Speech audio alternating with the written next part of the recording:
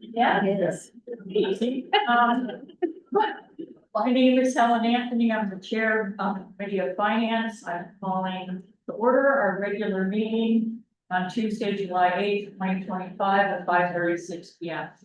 Madam Clerk, will you please call the roll? Chairwoman Helen Anthony, Present. Vice Chairman James Taylor is absent.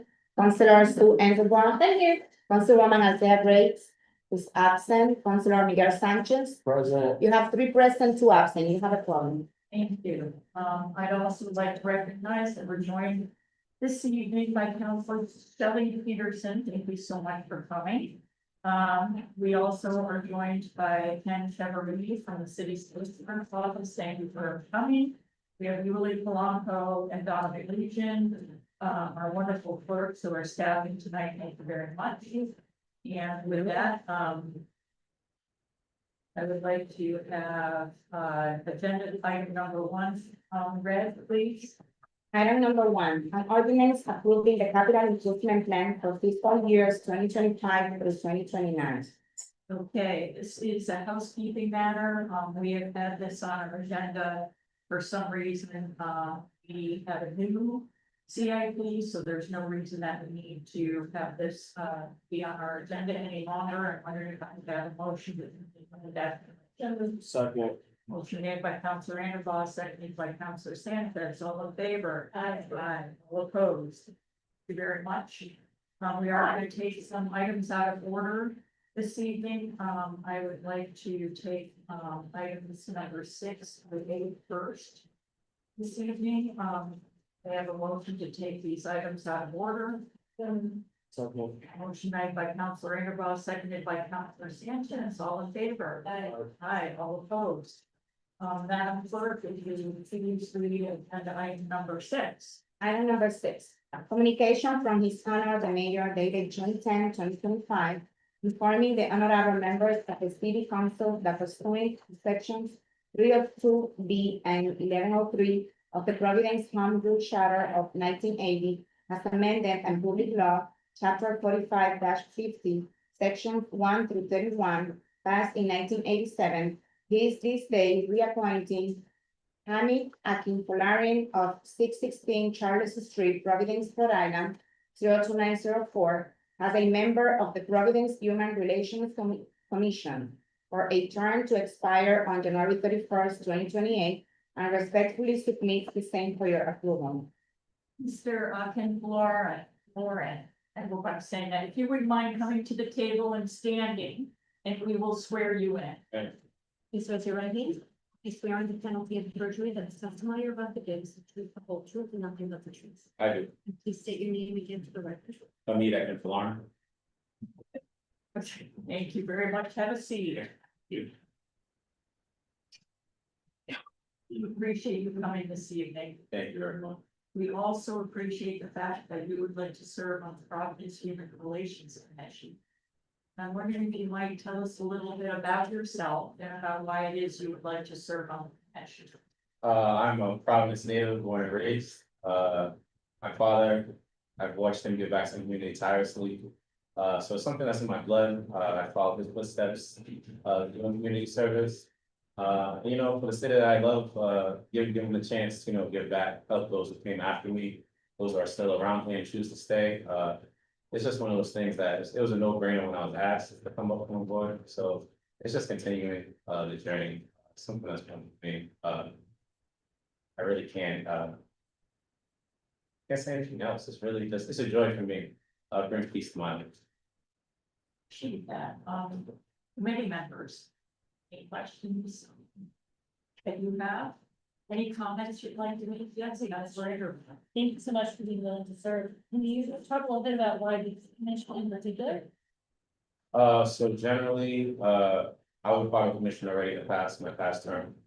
So with the work that we've done in that previous term, it wasn't forced to come back on. A lot of the work that we do as part of the people that we serve of Providence, the issues that we face and that we address to the best of our abilities with the resources that we have, they hit near and dear. And then just the people that I work with on that Human Relations Committee, you can tell that everyone on that board really do care about the people of Providence. There's no slackers on the team. And I enjoy working with them. And when you enjoy the people you work with, it makes you want to come back more. And I like what they do. I like the Tampa, a few of them are here. And I can attest that they're doing a great job with the city. So, just that alone, I wish we could have more people, but, we're limited to what we have. And yeah, it speaks volumes. It definitely speaks volumes.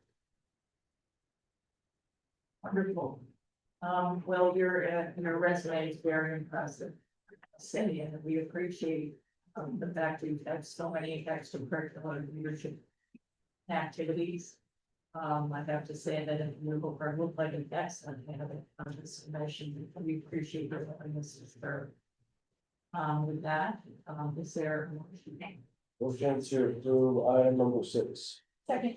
A motion to approve, made by Councilor Sanchez, seconded by Councilor Anderbaugh. All in favor? Aye. All opposed? We will recommend your approval to the city council, and again, we really appreciate that. Will be at our next meeting, and the council will vote on your appointment as a whole. But I would think that there wouldn't be a problem, we really appreciate you coming to the city. Thank you. Thank you. All right, take care. Madam Clerk, if you would please read item number 7.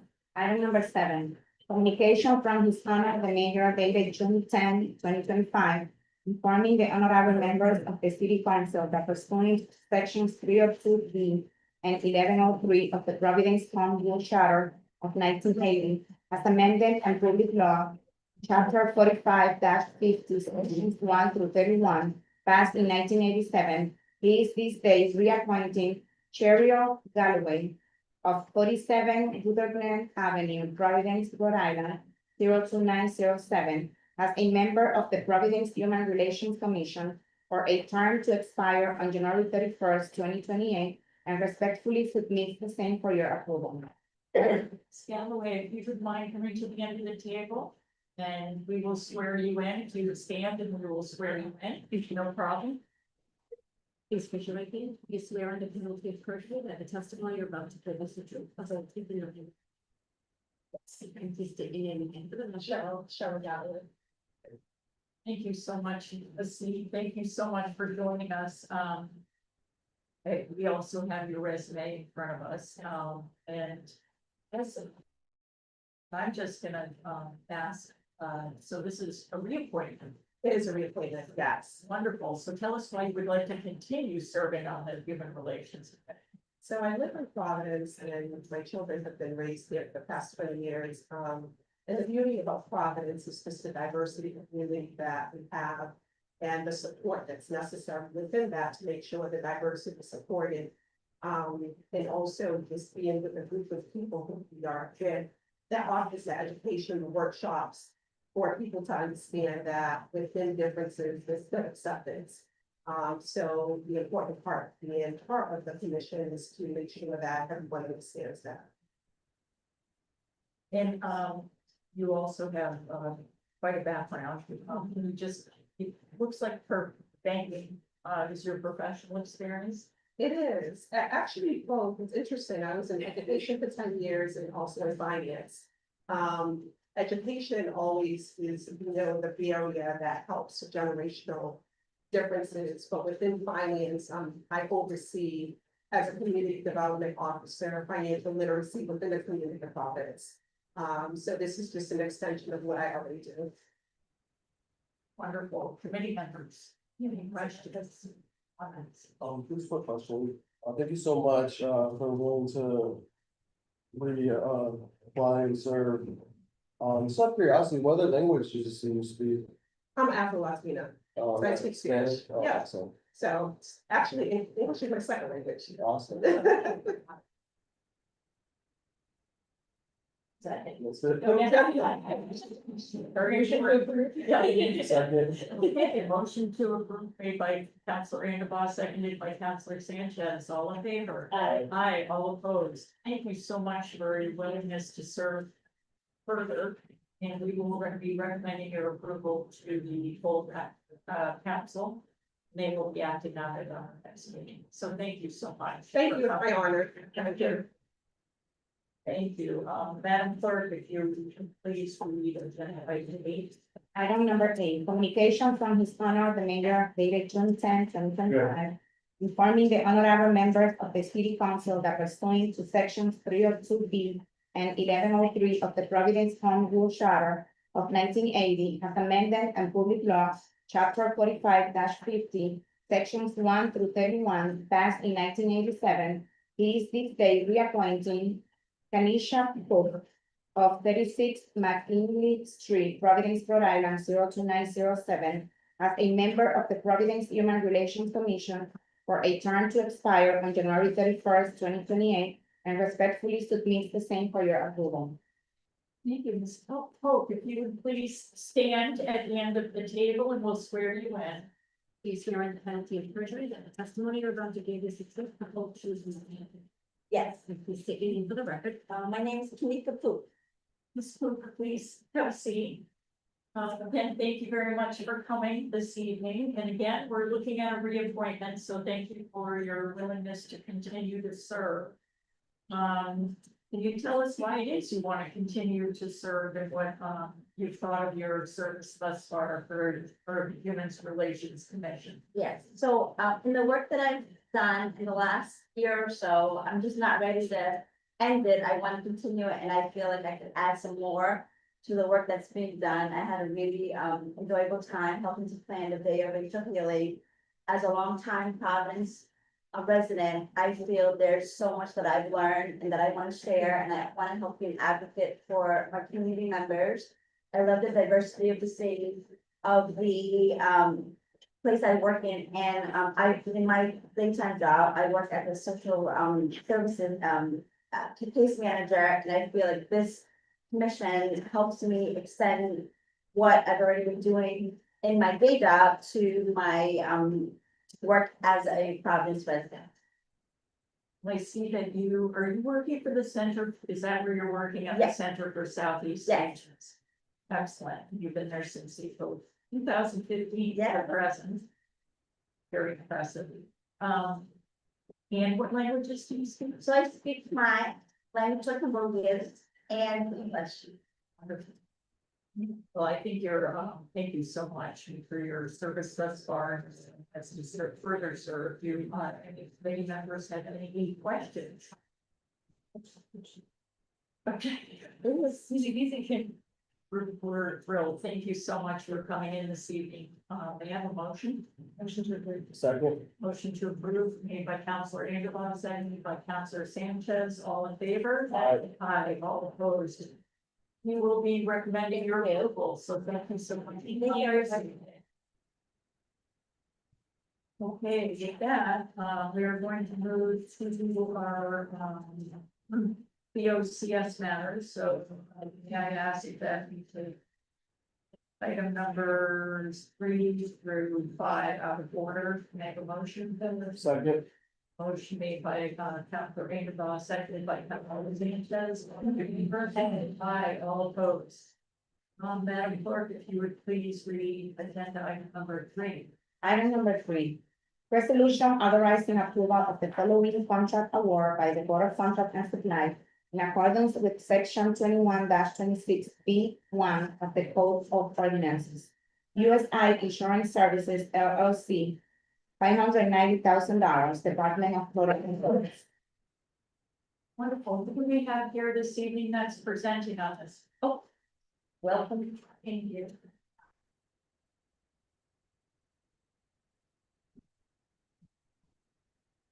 Okay, we will swear you in. Please raise your right hands. Please swear on the penalty of perjury that the testimony you're about to give is the truth, the whole truth, and nothing but the truth. And then state your names for the record. Ashley Garavotti. Yolanda Leah Chance. Thank you both very much for coming. So if you can walk us through this, BOCS matter, I appreciate it. Of course, thank you all for your time tonight and your consideration. We had in March, the Department of Total Rewards did a request for proposal for the healthcare consultant contract. We've previously been working with Mercer for the last 12 to 13 years. We had 4 bids as part of this RFP. And, we are recommending USI Insurance Services as the, recommended bidder. We did meet with all 4 of the bidders. It was a very thorough and fair process. We had, not only the chief people officer, myself, Rolanda as the director of total awards, as well as Daphne, Dr. Daphne Divers, he's our manager of total awards.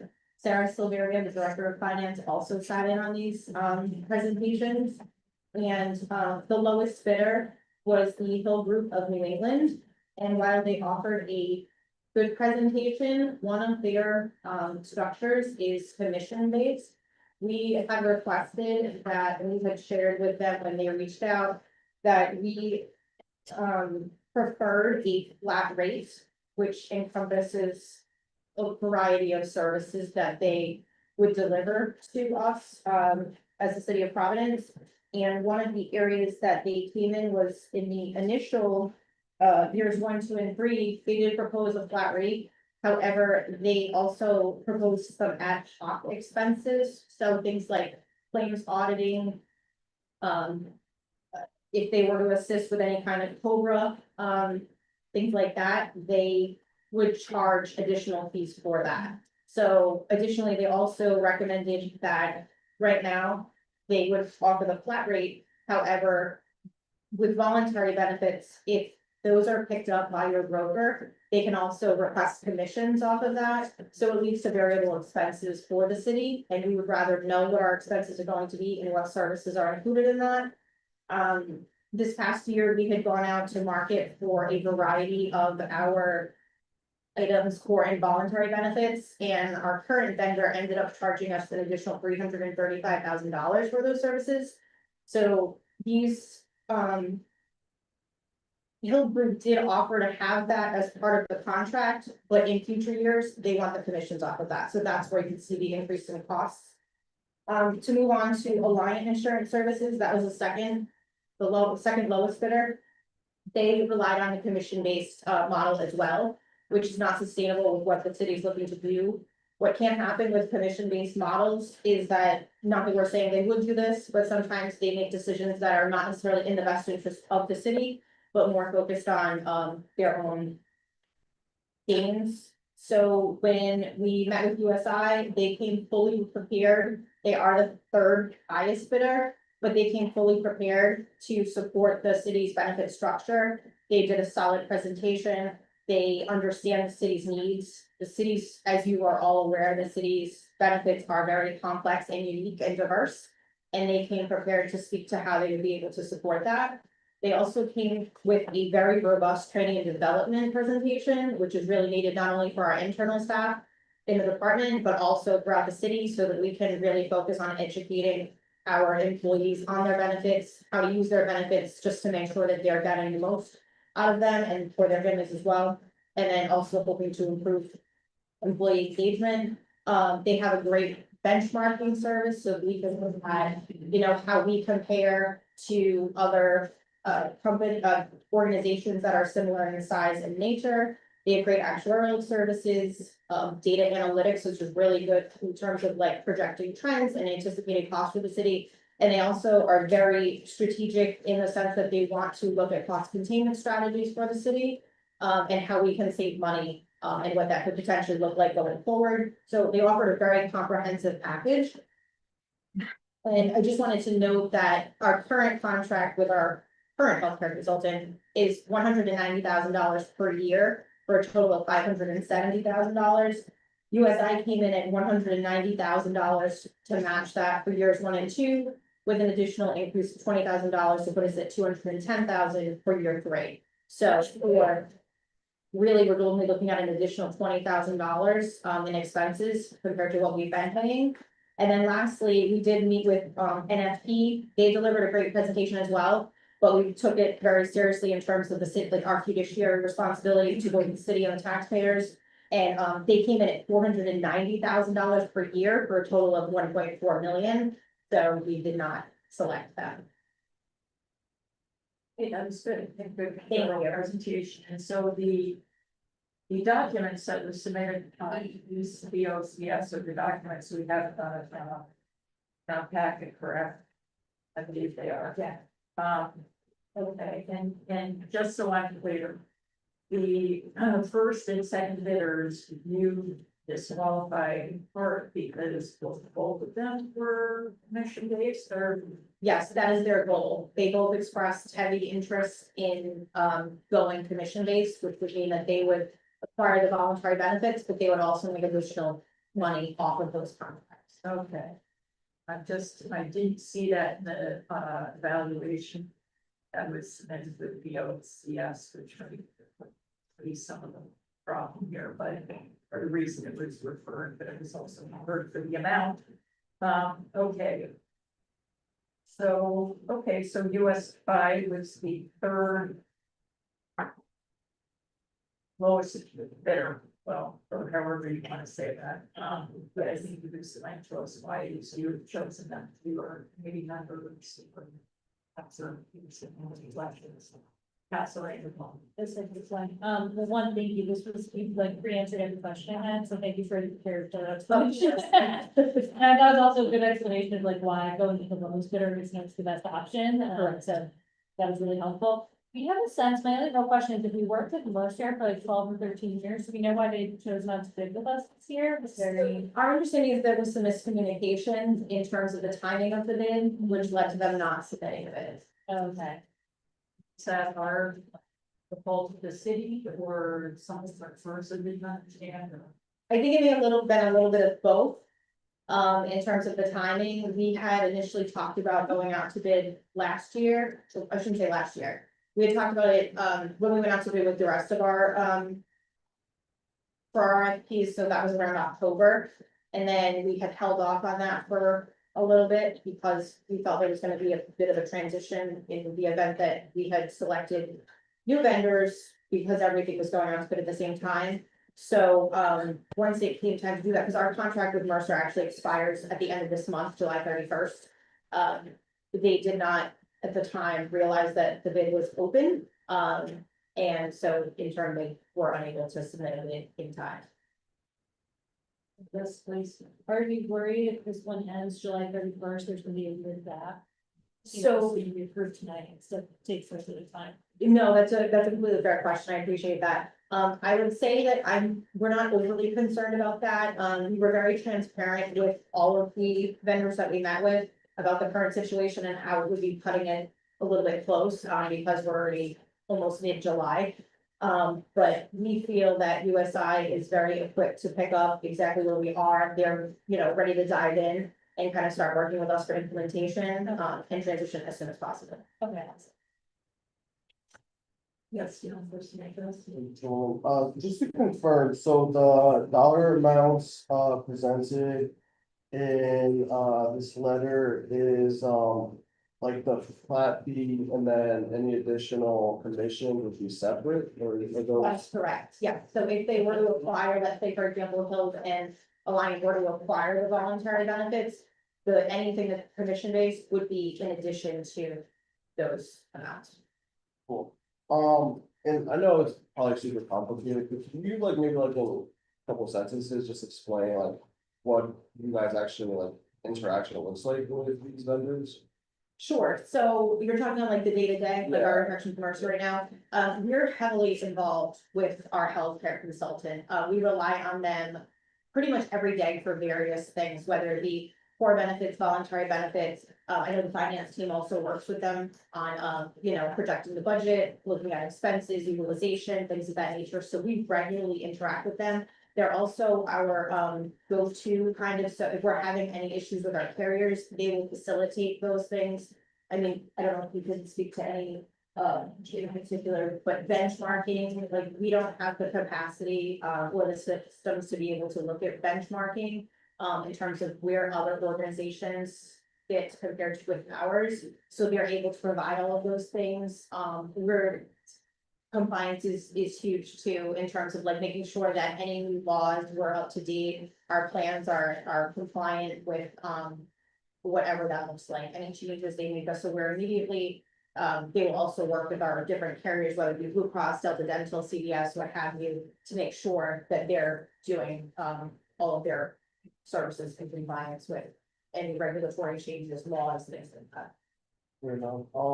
The only other question I had, I see the address here for, USI, the recommend, proposal.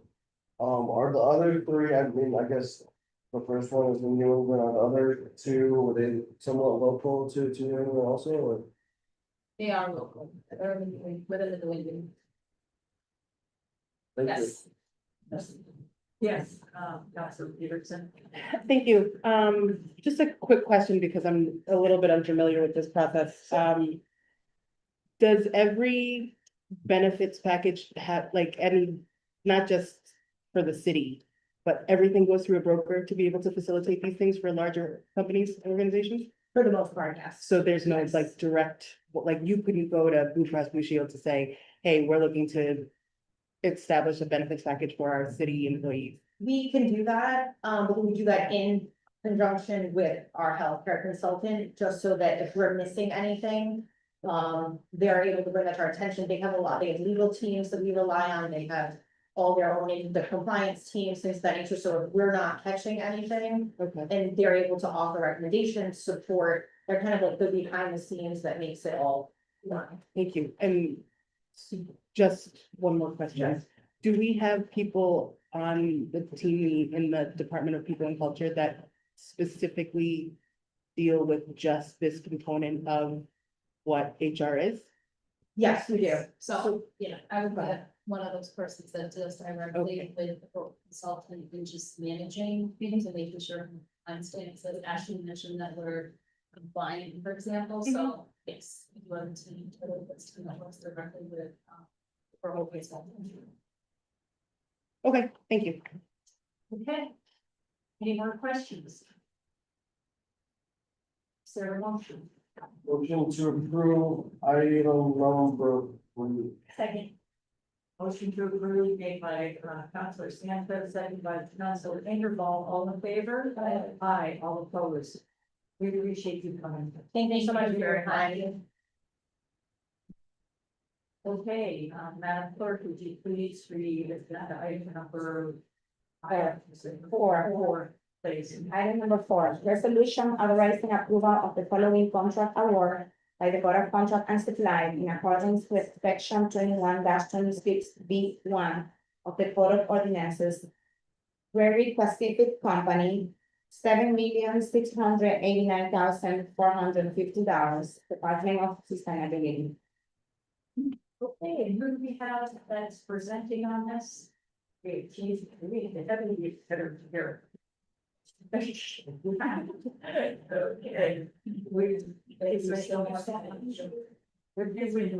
You swear in the penalty of perjury that the testimony are to tell the truth, the whole truth, and nothing. Please state your names for the record. I'm Kevin Croft, I'm Deputy Director. Lawrence Mancini, Chief Financial Officer, City Bonds. Thank you, Chief and Deputy Director, for attending. So who is going to start us this evening? On this. Thank you, Madam Chair. So this evening, members of the committee and members of the council, will be before you on a matter that was initially sent to the Board of Contract and Supply. It was something to refer to the Finance Committee under the rules of the council. It's a contract that was greater than 1 year. It's dollar amount was greater than 500,000. The Department of Sustainability, working with members of the Department of Public Works, did a thorough analysis of bid respondents, did a matrix, and by unanimous decision selected the low bidder. In the case here, we rate the second company. Total value of that award is $7,689,450. In the letter to the Board of Contract and Supply, financing sources were identified as follows. That it will be an EPA SWIFT grant totaling $1,825,000. That grant was provided for fiscal year 25 and 26, and they sounded cautionary note. It's currently approaching an expiration period, so this is a matter of time and importance. And that we do have time, but to be noted that the business before you this evening, and I believe with your permission, if the matter that follows this, which is a financing document, be heard introduced by the council to the council at your next council meeting. And I would presume, Madam Chair, that we refer to this committee for the last piece of business before the August recess, and I'll explain that also. Okay, I was waiting for that, sorry, before the August recess, because I think what I. That's correct. And then the next piece is a recycling partnership grant, $375,000, and the final piece of financing, $5,489,450. On negotiating terms and conditions from a company known as Closed Loop Farms. They're a social environmental organization that lends money to municipalities for the prospect of doing exactly what we're getting for you, finding ways to better improve our recycling and trash and waste management. We have worked diligently with farmers in the past 3 months to negotiate the best and final terms. I can tell you that we were successful.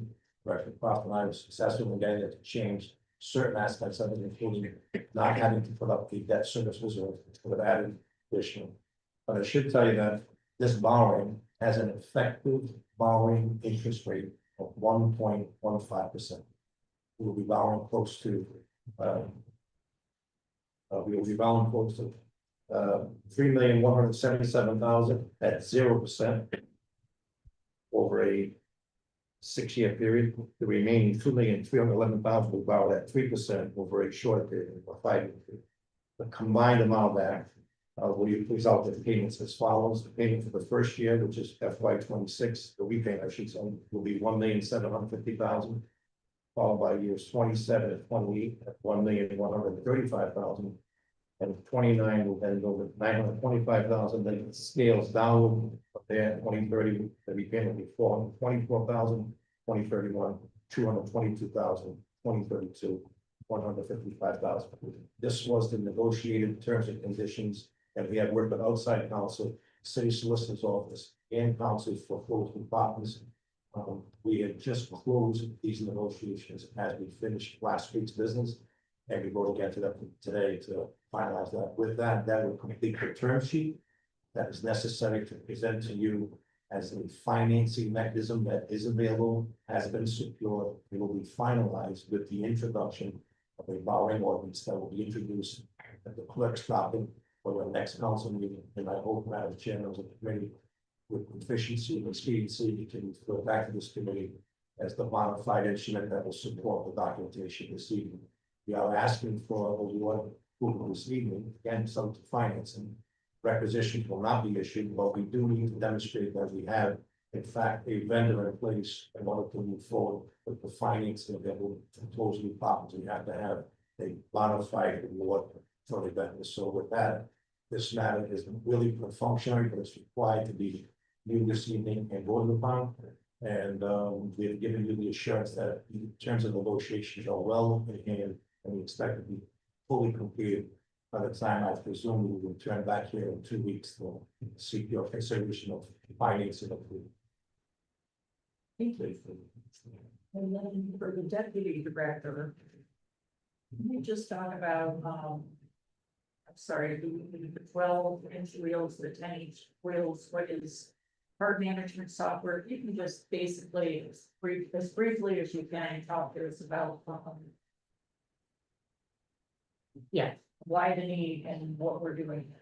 So in the RFP, we requested a base bid for 12-inch wheels and then an alternate bid for 10-inch wheels. And then also these cart manufacturers typically come with their own in-house software to help you manage inventory. So that's what the software is, which is usually an annual software service fee. The reason that we asked for both of those bids was that because I believe in the original RFP, we asked for 12-inch wheels. That's what we have right now. Some of the people that were on the call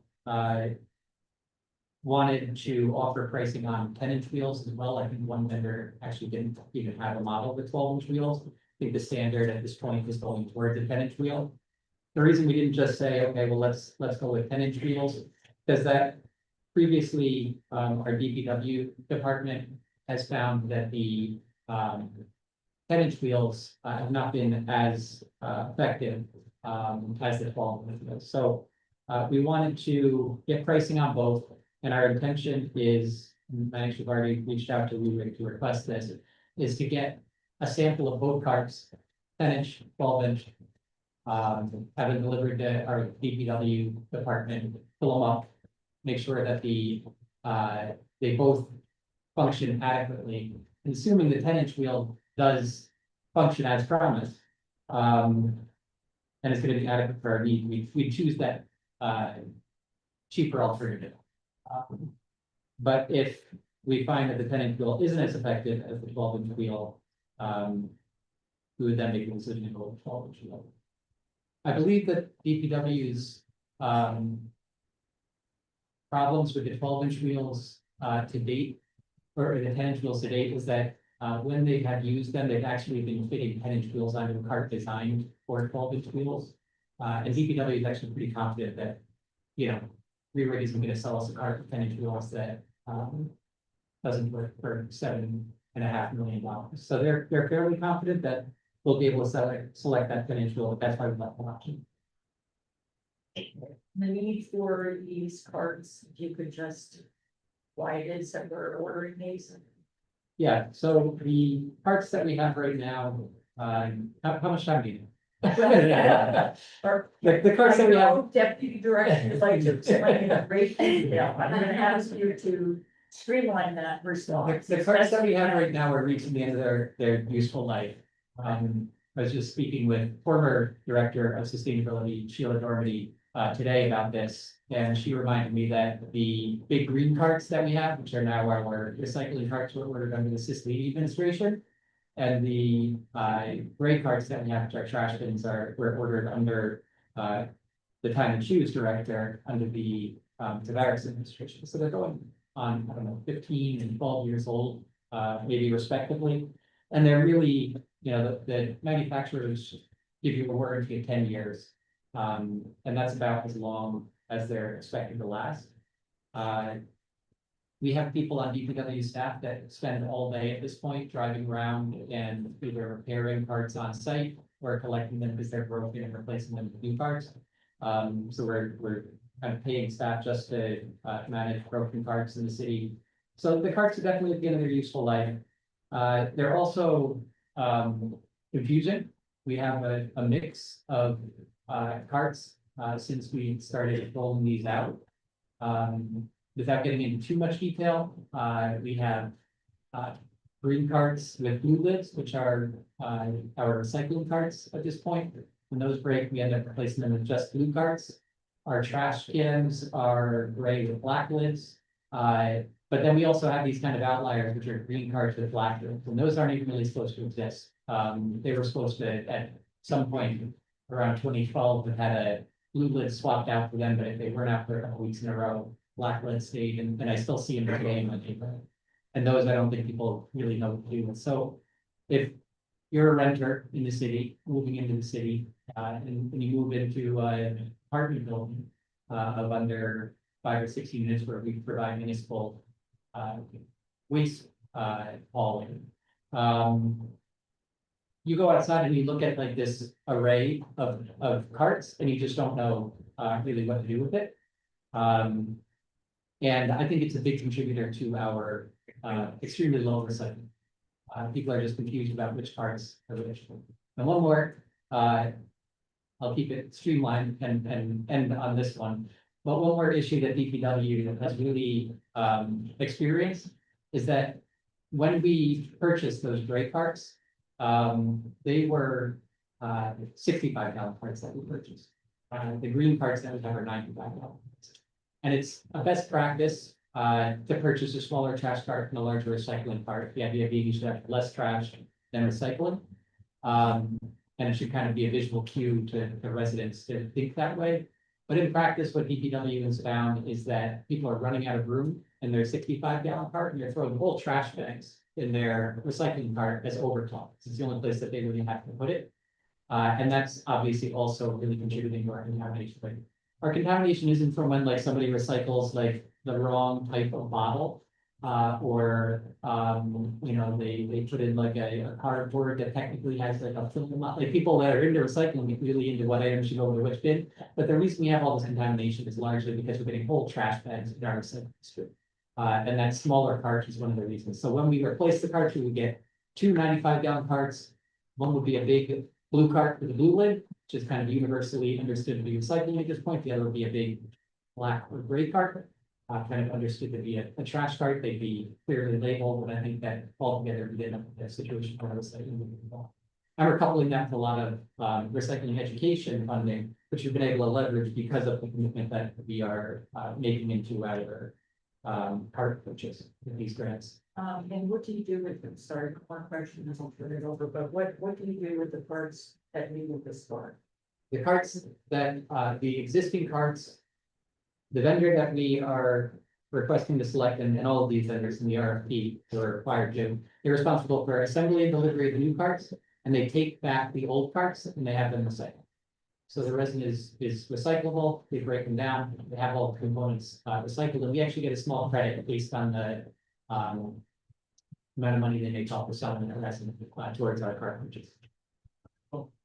Counselors. Yes, Counselor Sanchez. Thank you, gentlemen. Thank you, Keith and Kevin, for this presentation. How did we get to the quantity amount, 125,000 cards? And just for clarity, are we talking about garbage and recycling cards? Yeah, so it's, we have about 62,500 households that are eligible for, municipal trash and recycling services. And excuse me for not knowing the exact number, but I think it's, 6 units or less is eligible. It might be less than 6 units, so 5 units or less, I'm not sure which. But regardless, we're around 62,500 households. So there's 62,500 recycling carts and 62,500 trash carts, that we requested that vendors bid on. We will have to put together a more refined list before the actual delivery and before we actually place the order, but it'll be in that area. But I don't think more. I think that's a slight overestimate. Thank you. Is there anything in the contract for the RFPs that allow for like additional cards to be purchased like in the next couple of years or? Yes, yeah, so the RFP actually does have a provision, where I took all my stuff. It does have a provision for, the reason that we did this as a 3-year contract, with 2 1-year options is because we asked for a price on replacement or additional carts. So if you look at the last page, the last page of the order contract and supply letter, you'll see a cost per cart, and it's $50.50 if you're gonna purchase replacement parts. So there's a minimum order, but DPW right now, of course, because they're replacing a lot of the parts when they're breaking, is ordering these fairly frequently. But DPW would, you know, make fairly regular orders in the future to be able to replace parts if they broke, be able to provide residents with additional parts if they need them. If you do want an additional part, you do have to pay, I think we charge that cost, basically, we don't make profit on parts. But if you're gonna request an additional card, then you're responsible for paying the cost. So just to clarify, that's like to replace a card, a household can't have an additional card. They can. Yep. I don't think so. I think DPW only allows households to have 1 and 1. Someone wants to chime in from DPW. This is like a big like conversation that I have with my neighbors is, you know, we obviously know the option of overflow bags. And I think I made a point in the waste management contracts. I think that's where it kind of falls in, is that our contract with them is specific households, the amount of households. So right now, I always tie this into like the housing prices. Like I see apartments that house 1 family are now housing 2 families, 2.5 families, and obviously there's more garbage. And really the only option is to get overflow bags, which kind of brings its own set of other issues, concerns of having garbage bags laying on our streets. But I guess that's not really being addressed here, so we'll save that for another moment. The other really old questions I had around this were. What is that, or is there any thoughts or conversations around estimated delivery and implementation of getting these parts out? Yeah, so when we have the contractor, the vendor under agreement, which would really not be until we come back to you to ask for permission tomorrow. So tonight we'd be awarding, re-rig as the vendor, assuming we're going forward with the project, but we won't enter an agreement and place an order until after we come back to ask for, permission, to finance, the closure partner. Once that happens, there's usually about a 5 or 6 month lead time in terms of going through the process of doing some administrative tasks, like I said, putting together a very detailed list of the deliveries, where the cards will go. Let's say selecting part colors and the art that's going to be on tops of them. There's some of that kind of administrative work up front, but then it takes some time to manufacture these parts as well, and I think it's about a 5 or 6 month lead time. So if we were to start this in August, it might not be until winter that the parts start being delivered.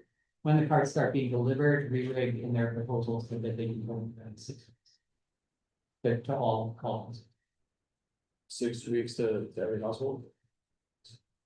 Oh, I'm sorry, I do have 2 more questions. Why is the software price for the recommended bidder, pretty much double the second one and a lot more than the third one? I guess like, what's like the difference? I mean, it's $1,000, $1,000, so it's not like. Yeah, I didn't get into the details of the difference between the softwares, just because the software costs compared to the overall price of the contract. Wasn't the basis for selecting the vendor. And unfortunately, it's not a situation where you can select re-rig as the vendor, but Cascade as the cart management software, assuming that the softwares were comparable, because it's kind of like the parts and the barcodes and the RFID tags that are associated with them kind of only work with the software that the manufacturer has, so it kind of got you with the software. So I don't know the answer to that question. I do think that it's reasonable during our kind of contract negotiation for us to ask if we can, we're spending a lot of money with them, can they offer a price on the cart management software for us? Yeah, not a huge concern, just more of curiosity if there was an. Yeah, I noticed that too. Information. The last question is for the chief. Do we have the estimated payments included in the proposed budget? Yes, we do. Can you just quickly, you said it was $1 million a year about the next? No, based upon the negotiations with CLP, they had wanted at one time us to have a debt service reserve fund, that another 1.5 million to the financing. But we basically asked if we could be considered, that they came up with their latest proposal just 2 weeks ago, and they waived the debt service reserve and asked if we could make a larger payment beyond the amortization payment. If we could afford that, and we spoke with the finance director, deputy director, be able to determine that in addition to what would have been 1,120,000 annual straight line, we could in fact afford in the first year a larger payment equal to 1,750,000, which they wanted in the second year. We opted to think that would be better in FY 26, giving relief to the 27 budget. So we arrived at that decision today, and we felt that, and then the rest of its financing will be reduced over the remaining 60 or 70 months. And you'll see that exact schedule when we come back, but it was 1.7 in the first year and then kind of descended as the term went on, the 6 or 7 years. 6 to 7 years. One part of it was financed over 6 years, another part of it was 7 years. I believe the 0% is financed over the short term, and it will be 3% over the long term. I'm sorry, just for clarity, when you say 6 years and 7 years, is that what you're saying? 72 months or 84 months. Because there's two different. There's two different components, there's a 0% interest. But it's at the same time, right? It's not. They will commence at the same time, then they'll defer. Yeah, I think it's more a thing on their end where they draw from 4 different accounts to make these loans. So they're putting together funding from 2 of their 4 accounts to get us to that dollar amount. And I'm sorry, can you just say who was they, the name of? The closed group bonds, it's a social environmental group that works with any municipalities of the country to provide low interest or no interest financing to achieve better results in recycling and waste management. Thank you. Yeah, for everybody. Thank you both for being here, it's a big team, there's a few extra questions, but Councilor Sanchez asked most of mine. I guess to just dig in on this last question, where in the budget that we just approved for the first time is this debt service? It would be investments. It's in debt service, okay, and it was already baked in under the assumption. There was, we had anticipated a straight line amortization of possibly 1,120,000, but when they offered no additional debt service reserve, if we reduced the layout of funds by about $1,500,000, working with the finance director and the deputy director of the budget officer, we were able to identify some additional savings in the debt service line in some other years of the budget that would accommodate that rise in the first year. We didn't want to put that burden on that 127, so we will figure that out tonight. Thank you. And we'll see the terms of that when they, something in like 2 weeks or They something. included in the funds. Yeah. I guess the question I have, just because, and obviously you guys know that I'm a big fan of recycling and all of the work. And also, this is like a huge amount of money, and Deputy Director, like I thought you did an amazing job explaining why this is necessary, but like, can you share a little bit more about like why this year, like why this needs to be done? Is there like a percentage of the cans that are just breaking? Can is probably the wrong word, but receptacles we have now that's not showing how cans, but that are like broken in fully, like it just feels like just. My constituents are asking about this, like, because it is such a large amount. Sure. I think that's. I think one answer is that we've been trying to cobble together the funding and financing for this, well before we realized that there was a challenging fiscal year coming up in FY 26. So we received an EPA Swiffer grant in 2022 or 2023 of $1.8 million, and that'll expire at the end of 2026. Since then, that $1.8 million really was to pay for 1 group day worth of cards. But since then, we've really been trying to leverage that opportunity and that funding to be able to replace cards for all 5 group days, because the cards are equally deteriorating across the city. So we were able to secure a second grant, about $375,000 from the recycling partnership. And we've been in conversation with close group partners. Larry mentioned, we've been negotiating these terms for 3 months, but it really actually goes back about, I would say, 1.5 years to when we started the conversation with them. And have gone through a few iterations of this financing conversation.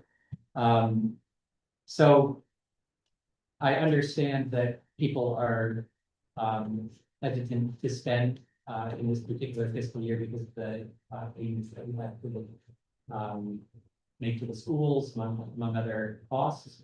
But the funding stack that we put together, like I said, predated that, it really it will expire, right? Like closed loop will eventually say, doesn't look like this is gonna work, we need to spend our money elsewhere, because we need to get it out the door, EPA, the grant will expire. I think that despite this being a cost to the city, I don't think the carts are gonna have to be replaced in the near term, right? They really are breaking down. I don't know the percentage that are breaking down, but I think there are literally 2 or 3 DPW staff that were basically replacing these carts. just to give you a sense of, Yeah. of the scale of the problem. But I don't think in 2 or 3 years, right, if you say, well, it's not a good year this year. In 2 or 3 years, it might be a better time, but the amount of money that you'll spend on the cards will be greater, because you won't have 2.2 million in grants, which is kind of free money, and you won't have that 1.15% financing available necessarily at that time. So you'll be borrowing at a much greater interest rate. So I don't know if that. No, that was, that helps a And lot. if I may, Chief. Madam Chair, it's impossible. Question, we even asked Rig the diligence called them, what their financing in terms of being, they were glad to offer financing, but it was a shorter term. Clearly at market, although it's, I think the last time I talked to them, it was 6%, it was very short term. It actually seems to me that closed loop partners, when they made sessions to what we had asked for, I think we did. Result in the investments of investments, and that's all. No, we're ready. And Debbie Becker, would you mind sharing a little bit more about, it sounds like maybe the rollout would be the winter time, while those plans plan, share a little bit about like how you plan to communicate about it to residents. Sure. Like that. Yeah. I think the earliest we could do it is the winter time, I would say, at this point, based on kind of like the timeline of this process, the financing conversation, coming back and getting approval for that. And then going through that timeline, I would say the winter is the earliest. We may determine that it's smarter to wait until better weather. And like rather than trying to Yeah. roll these cards out when there's a snowstorm or something. So I don't want to guarantee that they'll be out in winter, but I'd say that's the earliest. In terms of the education elements, there are a number that I could get into, but specifically about the launch of the new cards. There would be a mail-in that will a mail-in that goes to every household, a postcard that says you're going to be receiving new cards. And that will go out about, I can't remember now, a month or 2 beforehand, right, to get people prepared for them. We'll be doing city press releases about it, including in the week before the cards start to roll out. And then with the rollout, there will be a so the recycling partnership is helping us pay for some of the costs of these. They call it a welcome. And that'll include a letter that says, hey, you got a new card, this is the reason, this is what we're hoping for. It'll include information about what you can and can't recycle. That'll be literally physically attached to the card. So there will be information going out beforehand to make sure residents understand what's going on. Thank you for that. Okay.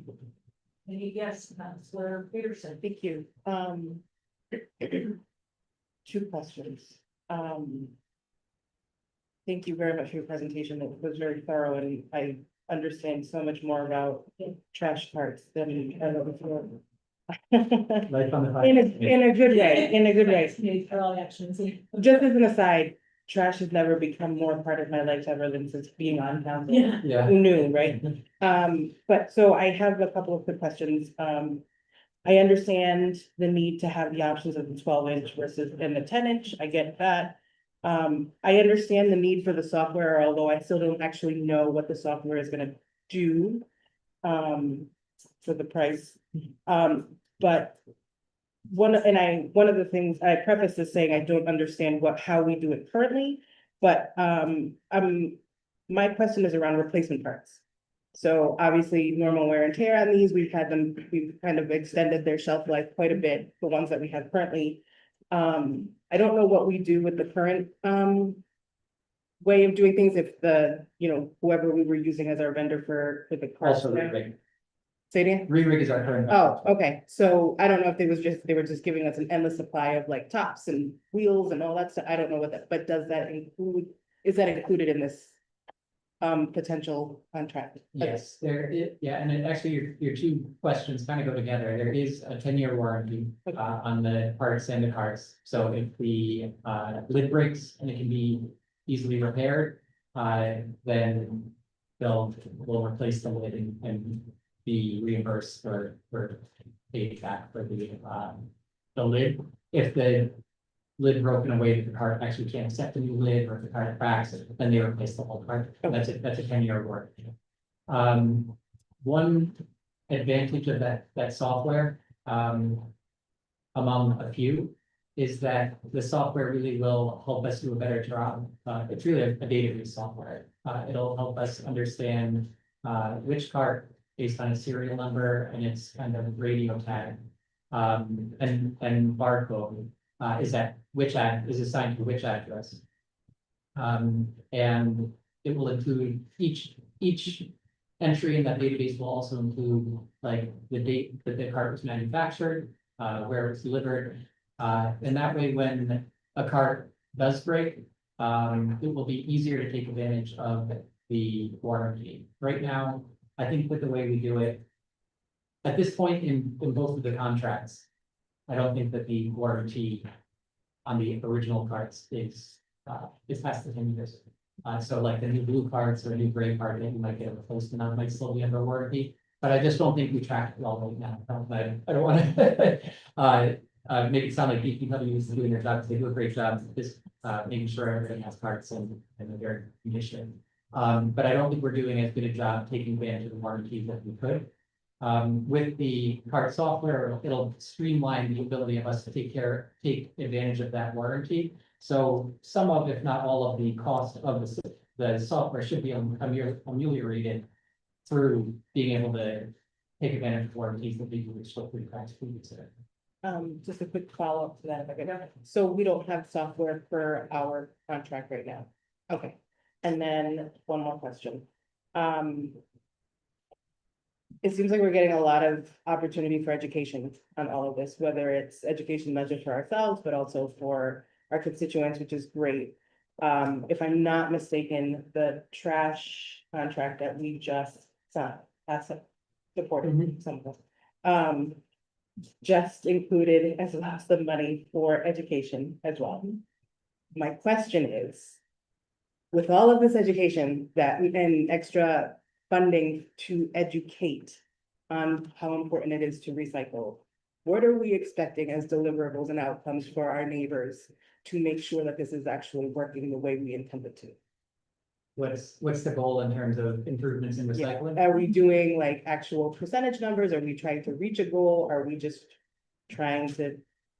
It depends which grant application you read that I've submitted over the past 3 years. The goal has been a little bit of a moving target. The way that I look at it is that Rhode Island Resource Recovery Corporation, the landfill and the recycling facility in Johnston that we have to take our trash and recycling to, they report on curbside recycling across the state. And our recycling rate right now is about 2.5%. And that number doesn't really mean much unless you put it in context. The other municipalities that are have a household, the number of households are 10,000 or more in their program, they have an average rate of between 15 and 20%, right? So it's like an order of magnitude difference. So at least what I've written in the grant applications is that I would hope that we would be able to equal the average of what other municipalities are achieving through all of these investments, both in arts and education. And right now we are, to your point of our recycling rate is so poor. Right now, each year we pay about $2 million in additional tipping fees and fines from the landfill and the recycling center for our contaminated recycling, right? So if we can increase that recycling rate, then that's money that we're not spending, we can spend elsewhere instead of just handing it over to the landfills. I appreciate that answer. I would like to make an additional recommendation of also seeing if we reduce our expense in the recycling fees that we're paying out. I just think that's such And that's a, very easy to track. yeah, Right. I was just gonna say that it's pretty easy to be able to determine that. I was just hoping that we could add that. My very, very last question is the information that you're going to be sending out. Is it going to be in all of the various languages that we have for the city? Or is it just gonna be? I'm open to recommendations.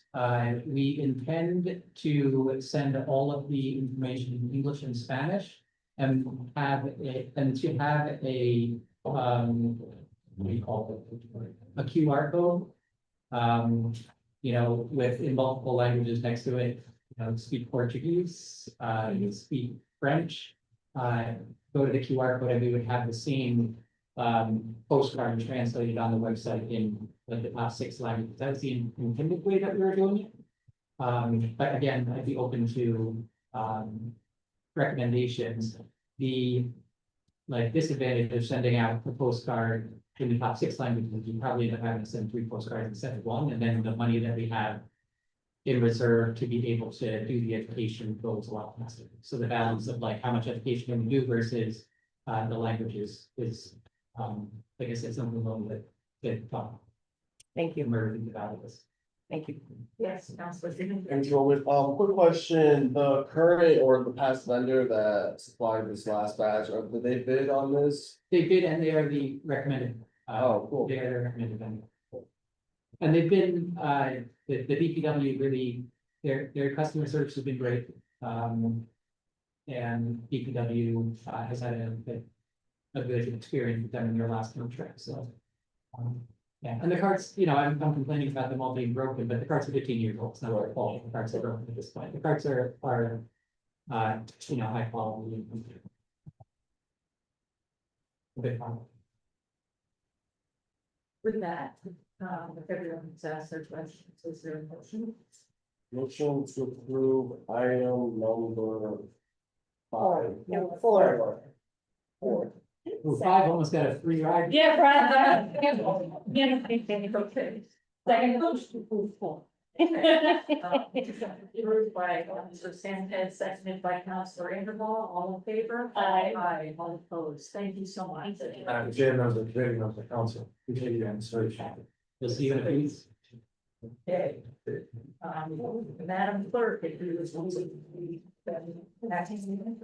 Item number 5, resolution authorizing approval of the following contract award by the Board of Contract and Supply in accordance with section 21-26B1 of the Code of Ordinances, Martin Service Company, $1,326,836, Department of Public Property. Okay. You're each have. Let's do. To yourself. Yes. Okay. I'll take your right. Chairman, defendant, Kate Craig. That's one of the best. You can state your name for the record. Ben Nova, senior project manager. Thank you so much for coming, senior project manager. We are just gonna give, Councilor Anderbaugh 1 minute to come back to the table so that you don't have to repeat yourself. You're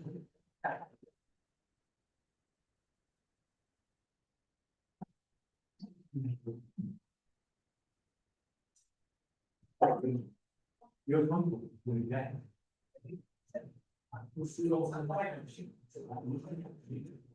Yeah. There you go. And then what happened to say?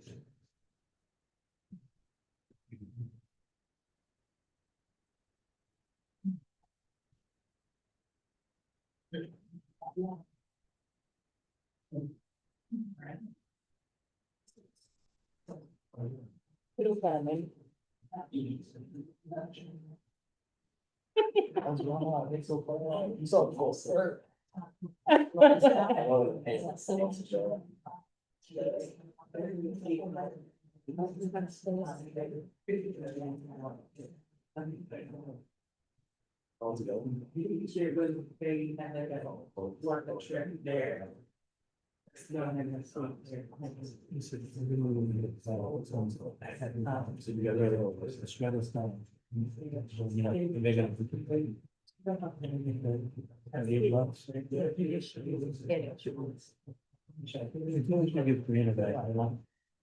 very tired of that.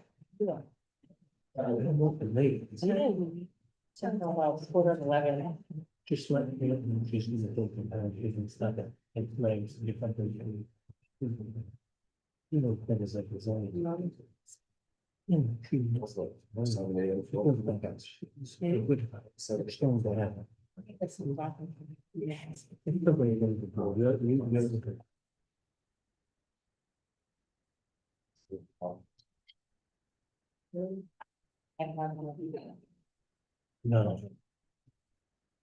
We're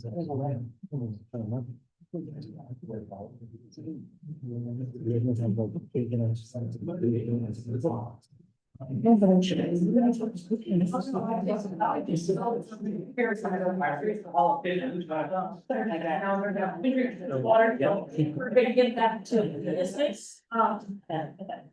Thank you so much for being here to present on this item. If you would proceed. Yes, so this is a recommendation for award, of the public RFP bid. For general contractor services for the Elmwood Community Center CPF improvements. So this is fully funded by the state ARPA Coronavirus Capital Project Fund grant. So it's the government is a community learning center municipal grant program. Originally, the initial apparent low bidder was Devon Masonry Construction. But involving bid scope reviews as we did with all three, and reviewing their sealed bid packets, they neglected to include a critical page of the bid, which included the alternate costs and the unit prices. So for that reason, and it's confirmed in our policy. For that reason, we are not going with them. We're going with the second most bidder, Martin Service Company. We did include those costs. As we go up to such a lowest responsive bidder for a total of $1,326,836. Okay, I'll just say that the reason I think our auditor flagged this for us is because it looks to me that the bids were open, the date of the bid opening was May 19th of 2025. And that there were subsequent emails to Mill City and also to Markel. Correct. On June 3rd, asking for the unit prices, and I think, looks like the bond masonry was eliminated because they didn't include what we later asked for, from the other people. So to clarify, they were eliminated primarily for neglecting to submit those prices entirely, but including the alternate prices, which were not requested related to. So those clarifications were on the unit prices only. Due to a discrepancy that became apparent with those peer review calls, which is based on specifications, the language that was included is not clear. So we issued a clarification with the architect, amending those specifications. Issued a clarification, gave those two responsive bidders an opportunity to amend the unit prices only. Now the unit prices are not actually used in our award price or our award determination. But we do anticipate we'll have to use those unit prices as the contract continues, just to pay for any items that are outside of the original scope. So we did not offer them the opportunity to amend either the base price or those add alternate costs, which were ultimately accepted as the recommended award cost. Can you explain what the alternates are? Sure, there are 4 of them. For additional items, these are made alternates so that we can have some flexibility if we are over budget with the bids. In this case, they were very favorable with our budget numbers, so we accepted all 4. They include pressure washing and sealing of the non-painted brick, which is not in the base scope. They include replacing of the entirety of the flooring on the lower level, which has suffered some water intrusion. They include wireless door access hardware in lieu of hardware door access hardware for doors in the building. And they include an additional water infiltration control system. So 4 different alternate items. So just to be clear, on the bid that went out, you requested alternates, but not unit prices. We requested both. Yeah, there was a single page that included both of those items. Alternates and the unit prices. Both bidders that submitted that page, which is Martin and Mill City, included unit price costs, but they were wild discrepancies between them, and in those bid scope review calls, which we just perform the standard procedure, it became apparent that they had very different interpretations of the written instructions for those unit prices. So that was an error on our end that we corrected with that clarification post bid. Okay, so one more time, sorry, I'm just getting my head around it. So, both, Martone and Mill City were presented in their original bid pack with unit prices and alternates, but, Dubon, these three did not. Correct. And at that point, we felt it would not be fair to the other bidders to give them the opportunity to submit alternate prices when the others' alternate prices are public information, especially because those items are used as part of the bid award determination. And how did you figure out that a page was missing from Dubon? It just wasn't in the bid packet, that page with the alternate prices and the unit price, and they're two separate sealed bid copies, they did not include it. And in the bid scope review call, we asked them, they confirmed that was an error on their part. Oh, so they confirmed it was an error. Correct. Okay. Just a mistake. All right. Questions? Yes, Councilor Sanchez. Thank you, Chairwoman, thank you for presenting. Yeah, trying to wrap my head around it all, I think it's making sense. I don't know if you can answer this question, but if you can, do you think, that language that was tweaked on by us, after it was open, prevented anyone from bidding for this work? No, specifically the unit price Yeah. clarification, no, both responsive bidders were given the same opportunity. For one, their unit prices didn't necessarily change, the other did allow them to bring them into what we closer to our expectations. And again, those numbers themselves aren't used in the award determination. It's more of a intangible kind of qualifying factor, if you will. They weren't using the determination, but again, we anticipate utilizing those unit prices later on. So it's critical that we want to get the best accurate response possible there. Thank you, so in the packet that was submitted to us, page 63, like breaks down all the costs. So did you guys put this like Excel sheet together, like? Correct, yeah, that's our bid tabulation, again, pretty standard procedure for each one of these.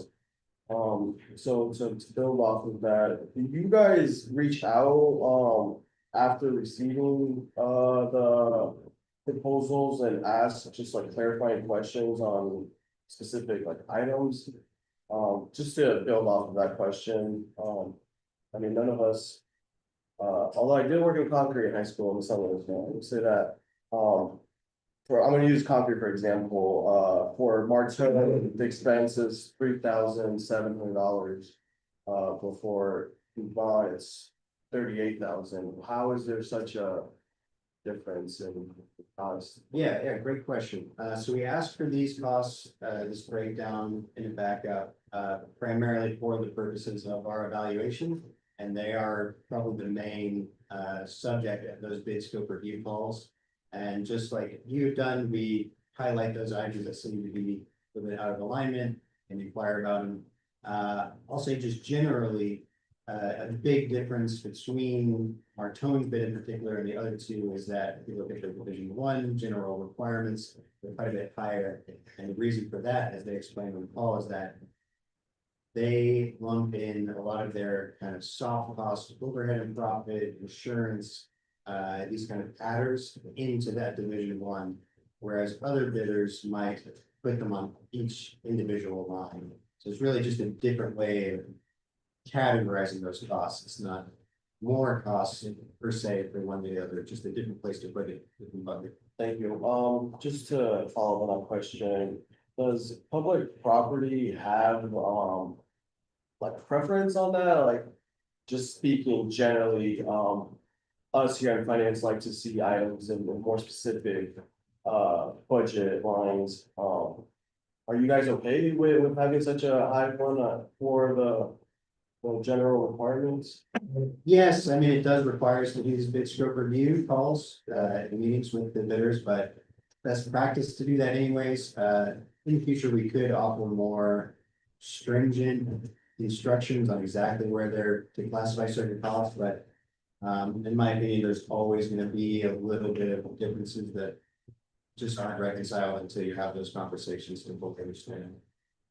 Right, and then the last question is whose responsibility, does it fall on to hold, said contractors, accountable to this cost? Just because all of us here are getting a little tired of having contract amendments come to us, you know, if it's small, obviously, we're understanding, but we're seeing very bigger numbers, and I know a lot of it is historical, processes and systems that have been changed. But for this specific one, whose responsibility is there to hold this contractor accountable to the bid? Sure, so in this case, it falls under our project managers and myself in public property, falls under the architect, and it falls under our outside owner's project manager consultant.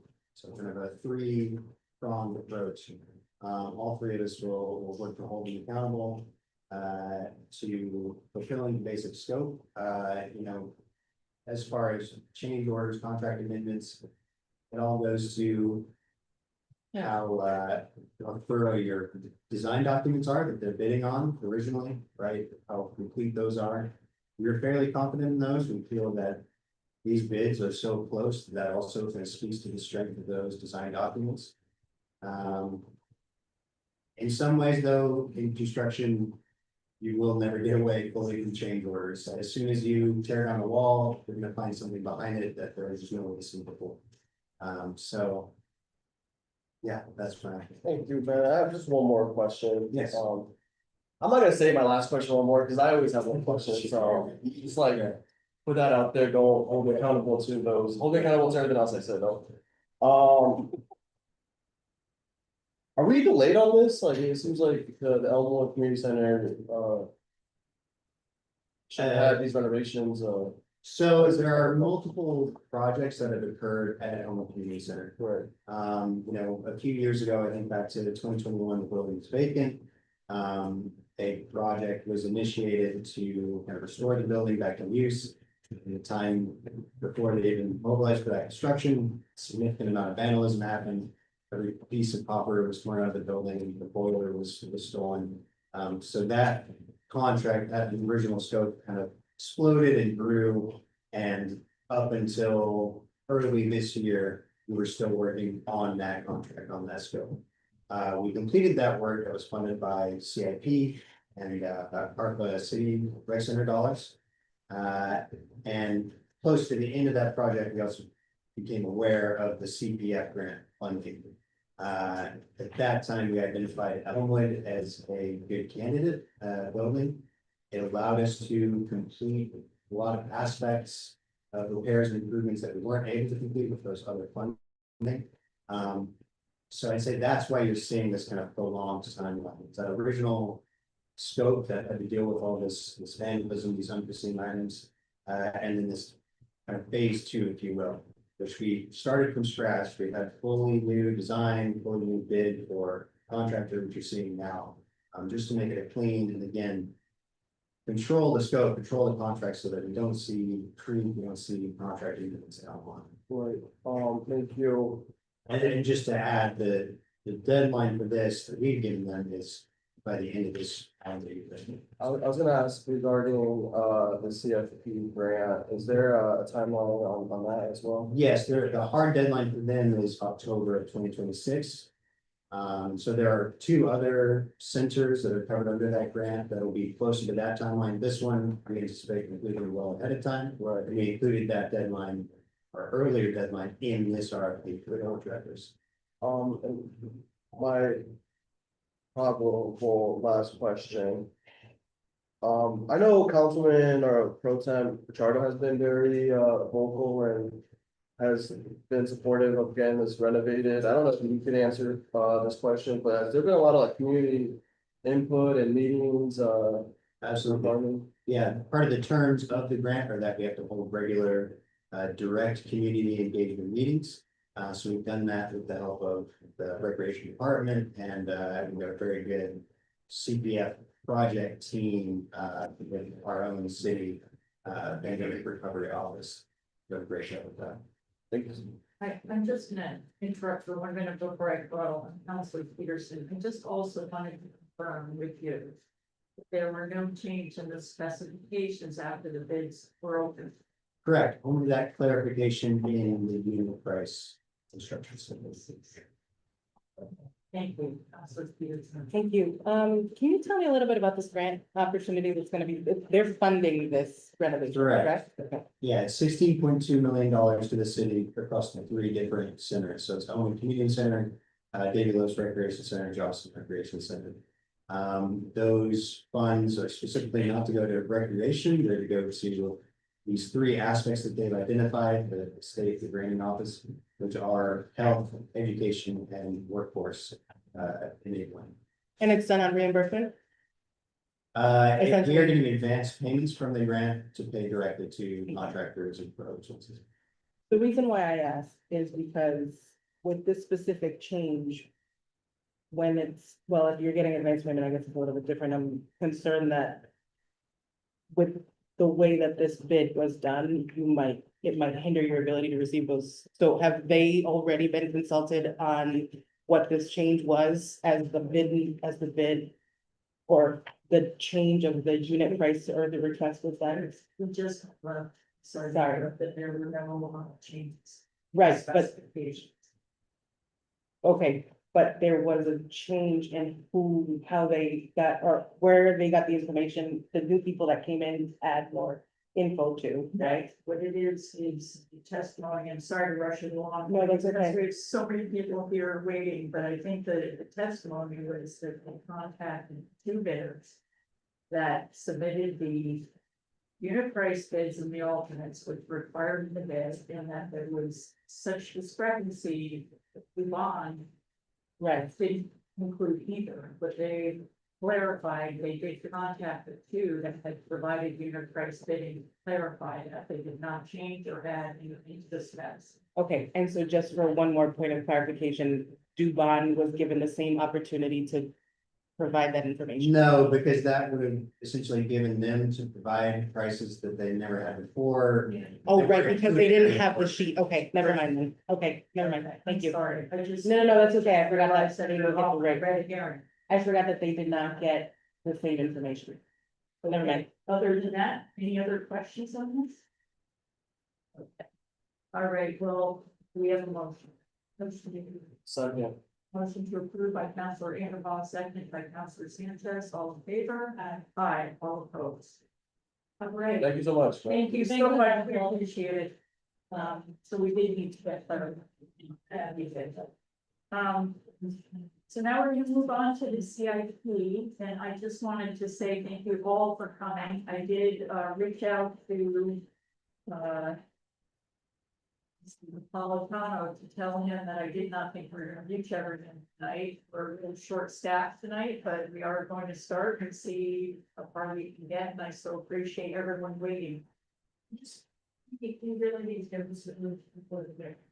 So I understand. We'll have you come up and testify on that.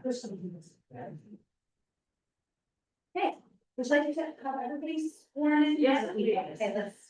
Raise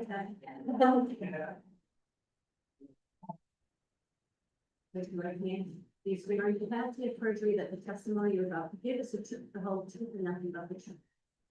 I do. And we have names for the record. You do that sense of the plan for us. Very often see them. Ben Lovan, right in front of you. Now, the city, where the whole time. Anthony Adams, Deputy Director of Public Traffic, Oregon Wedding Development. Gator, so traffic engineer. Rod Meyer, DPW engineer. I'm Shane, Director of DPW. All right, and engineering, DPW. I'm Salka, Deputy Director of Culture and Tourism. Joe Wilson Jr., Director of Agriculture and Tourism. And Krista Lindbergh, Deputy Finance Director and Budget Officer. I see that we have, I'm Sarah Sever, Finance Director. Thank you, Director. And thank you so much, Deputy Director, for, starting us off. So maybe you could, start by telling us why it is that we have to, get this passed. Excellent. So, as you had mentioned earlier in this meeting, we had continued the 2024 CIP. And so we have been operating for an entire year without an approved capital improvement. As we continue into this fiscal year, we'll be continuing to run a capital budget with effectively no approved plan. On top of that, we have a significant amount of bond dollars that need to be expended, and I am not comfortable authorizing the expenditure of those funds without a plan intact. I'm gonna digress a little bit on the way this plan was created and submitted, because it's been very different than what's been proposed to the council in previous years. So historically, the city has taken kind of one of two approaches with the capital improvement plan. We either know we're going out for a bond, and so we are building a plan based on the bond we are taking out at that point in time and deciding how we'll spend those monies. Or we're taking the last plan that was approved and just taking all the balances and shifting them out. Instead, this year, we took a holistic approach because we knew that we did not have any funds budgeted in fiscal year 2026 to take out a new bond. So what our budget analyst and I did was we met with every single project manager in every single department and said, what projects are you working on? From what bond series are they from? How are you going to pay for them? From there, we created a quoting system where we can track these projects at both the project description level, which is how they're approved through the CIP. But we also have the ability to track them at the funding source level, which is really, really important when you're going to pay a bill, because you need to know what bond bank account to physically draw those funds from. So the project, as a result, the plan is significantly larger than it has been in previous years. The bulk of the out years in 27 through 2030 are what I consider to be a wish list. It's proactive planning for the needs of the city in future years. And the vast majority of those projects are not funded at this point in time. So when we're looking at funded projects for bond dollars we have on hand, we're primarily looking in fiscal year 26 and 27. And we are requesting this council and committee approve this plan so that we can continue to issue purchase orders and process payments in accordance with an approved existing plan. Thank you. Yeah. Very thorough. I guess my question on that is historically, I think there's been, first I have a statement and then a question. Historically, I think counselors have been consulted. I know that there are counselors certainly that have projects in their parks and different areas in the city that also have been included. So I'm just wondering why it is that's how it's work. Really insulted. You know, the primary reason for that is that there were no new projects added. So the projects that are included in this sheet are projects that had already been approved by the council and were underway. They may be under encumbrances currently or have already been approved. So there is, to my knowledge, no new items that have been added to this CIP that have funding associated with it. All of the line items that were added are, again, kind of wish list done at the department level based on the future need they have of the city. I would certainly welcome council input when we're preparing next year's CIP. I think that the city as a whole needs to take a very different approach to the capital improvement plan. And we need to be looking at this annually when we're doing the operating budget and kind of following up with all of the projects that are underway, talking about how we're going to roll them forward. One of the things we struggled with this spring was submitting a plan in April, knowing we have 3 more months of expenditures that will occur, not necessarily knowing how much we'll be spending in the next 3 months, so that we're trying to kind of earmark money in 26 that we think will post in 26 for projects that are already underway in fiscal year 2025. And so it's infinitely more complicated this way, but we do now have systems where we can track projects at the individual code level and then roll them up into larger level projects. So we can see, you know, again, like City Hall roof, right? We have funding now to repair the City Hall roof. We know that funding will get us to a certain point in repairs, and in a couple of years, we'll need to be thinking about potentially investing in the roof. But any additional bonding would need to come to city council, and at that time, when we are pursuing the bond, I anticipate that when we start talking about how we would realistically spend those dollars. This is essentially codifying what has already been approved and rolling it into fiscal year 26. So how are new projects added to the list? So new projects would be added to the list, by, submitting them, we would review, and we would add them in, we could, again, potentially add them into the ordinance. As a, future funded project, if you'd like to do that. But at this point in time, we have, a considerable amount of bond money, a considerable amount of projects in the queue, and I would hesitate to think about even borrowing more CIP money until we can start effectively turning more dollars out. We're spending on average about $23 million a year, and we need to be spending $40 to $50 million a year to draw down on the funds we currently have. So we need to start putting systems and procedures in place so that we can effectively deploy these dollars. Rather than continuing to earmark for projects that may or may not come to fruition. I do understand that, but I'm gonna say a couple of things. One, I don't think it's right that we, as a finance committee, we have tried to schedule this earlier. I understand why we couldn't do it and why we are going to be forced or urged to complete this in one night.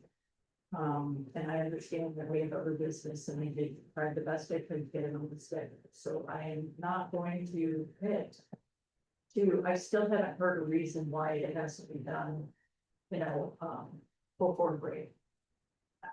In office, so, and it's impossible, I'm gonna say, given the scope of the work that's included on the CIP, including the work we have to do on our diligence. And then not having counselors involved in this process makes it very difficult, I'm just gonna say, for us to pass this. Certainly, we could hear it in finance, but because of the schedules, because of the budget constraints, we've been working hard, that there is not gonna be under pressure to get this through this committee in order to get it done. That's all I'm gonna say. Councilors, yes, Councilor Anderson. Thank you, Chairwoman. Thank you, Deputy Director. Very thorough, please. I have three quick questions, and I'll start at the last one actually, because it's the last thing you said.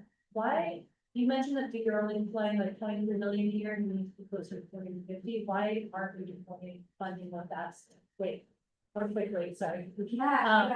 Yeah, go ahead.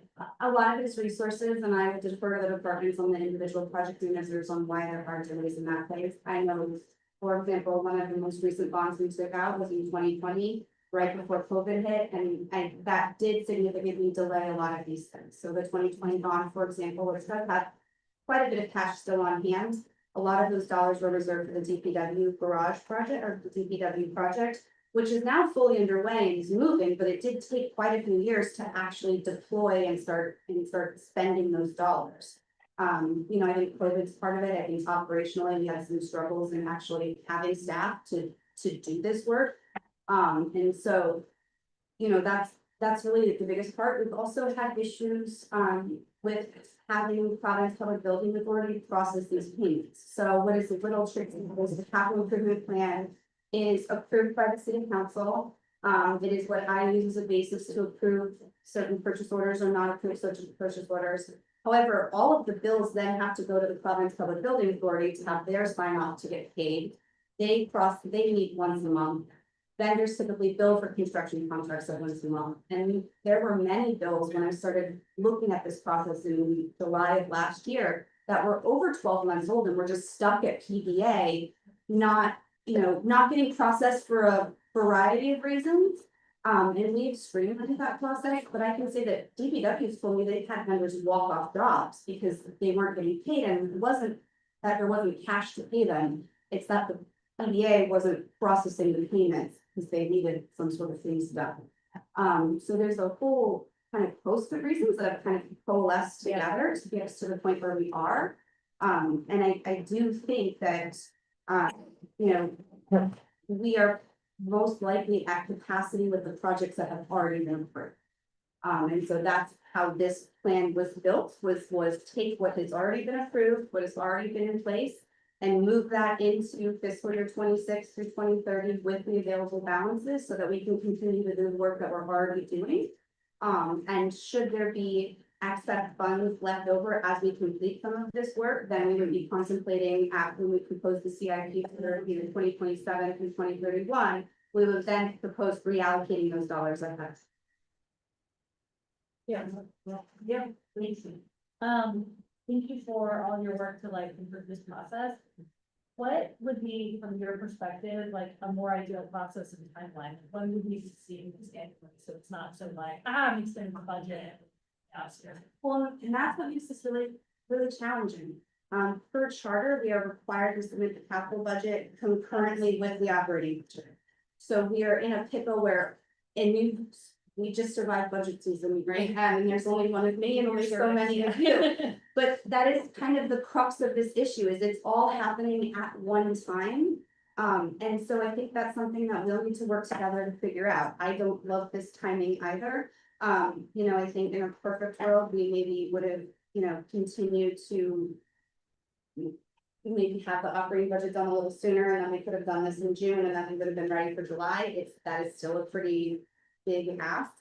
But I do know that we've been working really, really hard to get the mayor's proposed budget in. It was submitted earlier this year than it had ever been submitted, and so I think trying to make the best use of the spring and trying to tackle this as much as we can during that period of time would be a more efficient way to do it. That way, when we're hitting July 1st, we're not in this place where we're trying to rush through something and everyone feels like they're comfortable and that they're in control. And then so last year I think I'm confused on a timing question. You said we're working on the FY 24 plan. But last year we did approve a plan. Was that the FY 24 plan and it was just tardy? Yes, so the 2024 plan, I want to say, was approved in maybe February of 2024, so we had already been completely in the fiscal year. Yeah. When we submitted the 2025 plan, it was really just the 2024 plan pushed out a year because we were already delayed a year.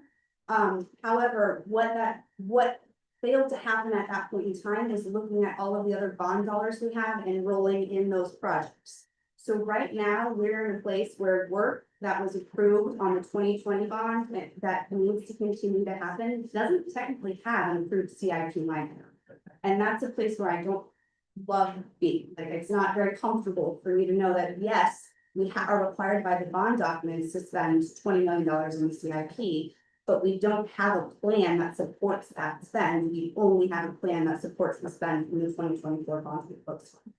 And do we have, I mean, we don't have it here, but do you have like a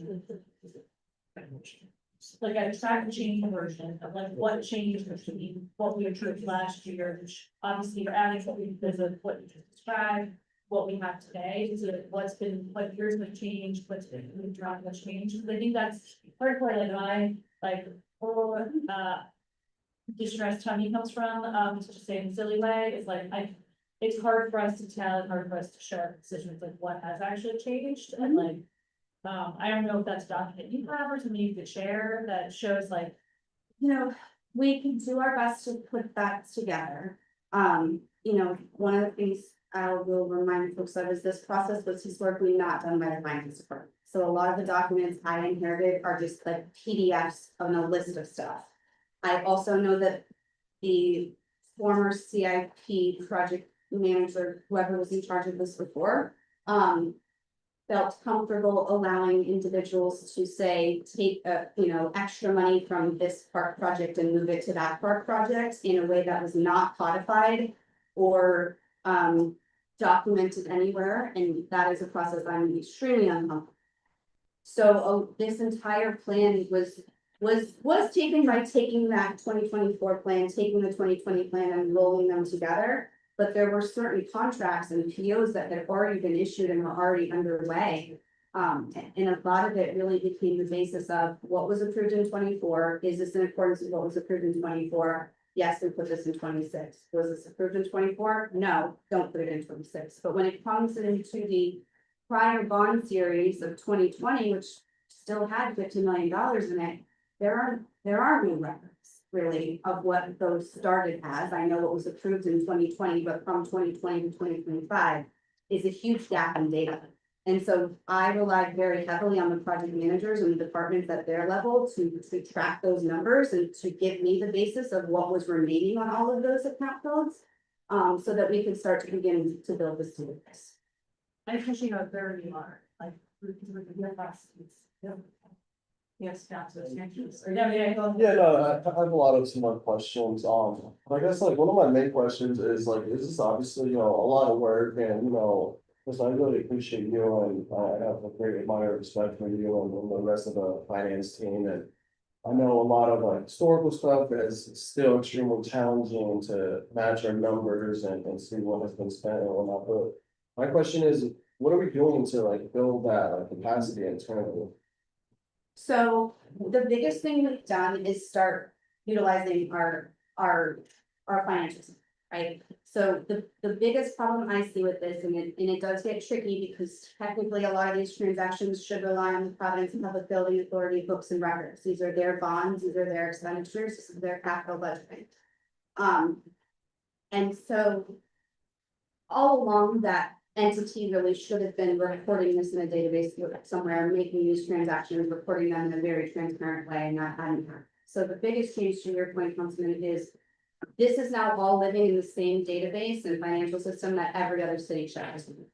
So purchase orders at one point were issued from the CIP manager saying, yeah, go ahead, you can have this purchase order. Finance never saw it and they confirmed funds were available. It was really not great. Now purchase orders are submitted through Lawson, which is our ERP system. They run through the purchasing department. Any PO is signed off by finance. They're released by us. All of POs are not issued if we don't have Board of Contracting and Supply Authority, which is something that has previously been a struggle. And then from there, we are building a monthly packet to the Providence Public Building Authority with all of the backup that we've created to get the requisition all the way through the payment end to the PBA, so they can feel confident that all the checks and balances were in place. And then they're authorizing the payment on that. So we are trying to build a trust relationship between the PBA and the city of Providence. One of the things I'm working on right now is taking the transaction level data that's in our ERP system and pushing it through to our budget software, because in that software, it gives me the availability to kind of report on budgets versus actuals in real time, so that really like I could send you guys up with a report if you'd like to track budgets for projects versus actuals in time. And so that's the benefit we get of maintaining all of this data in a database. And that is really where we've struggled to do all of them.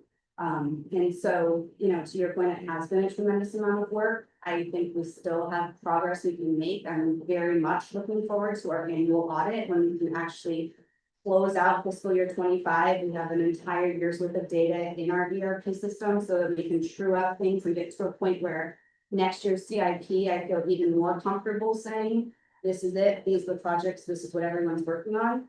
But it's going to be it's a process, and we're living it right now, and it starts with a BOC. So all of the things, again, I think we alluded to this earlier, that are coming in front of you, that are Board of Contracting and Supply matters, they would have previously just flown under the rug. Like those are previous actions under former administration that would have just gone to PBA, the bill would have been paid, a phantom PO would have been issued, and we would have continued with process as usual. And so while doing this is definitely harder and having these conversations are uncomfortable, it is the first step in codifying and building procedures so that everyone can feel that we have a transparent capital budget and a transparent spending. Right, and I really appreciate that, personally, I have full confidence that, we're really trying the best and doing the right thing. So definitely wanna, make that known on the record.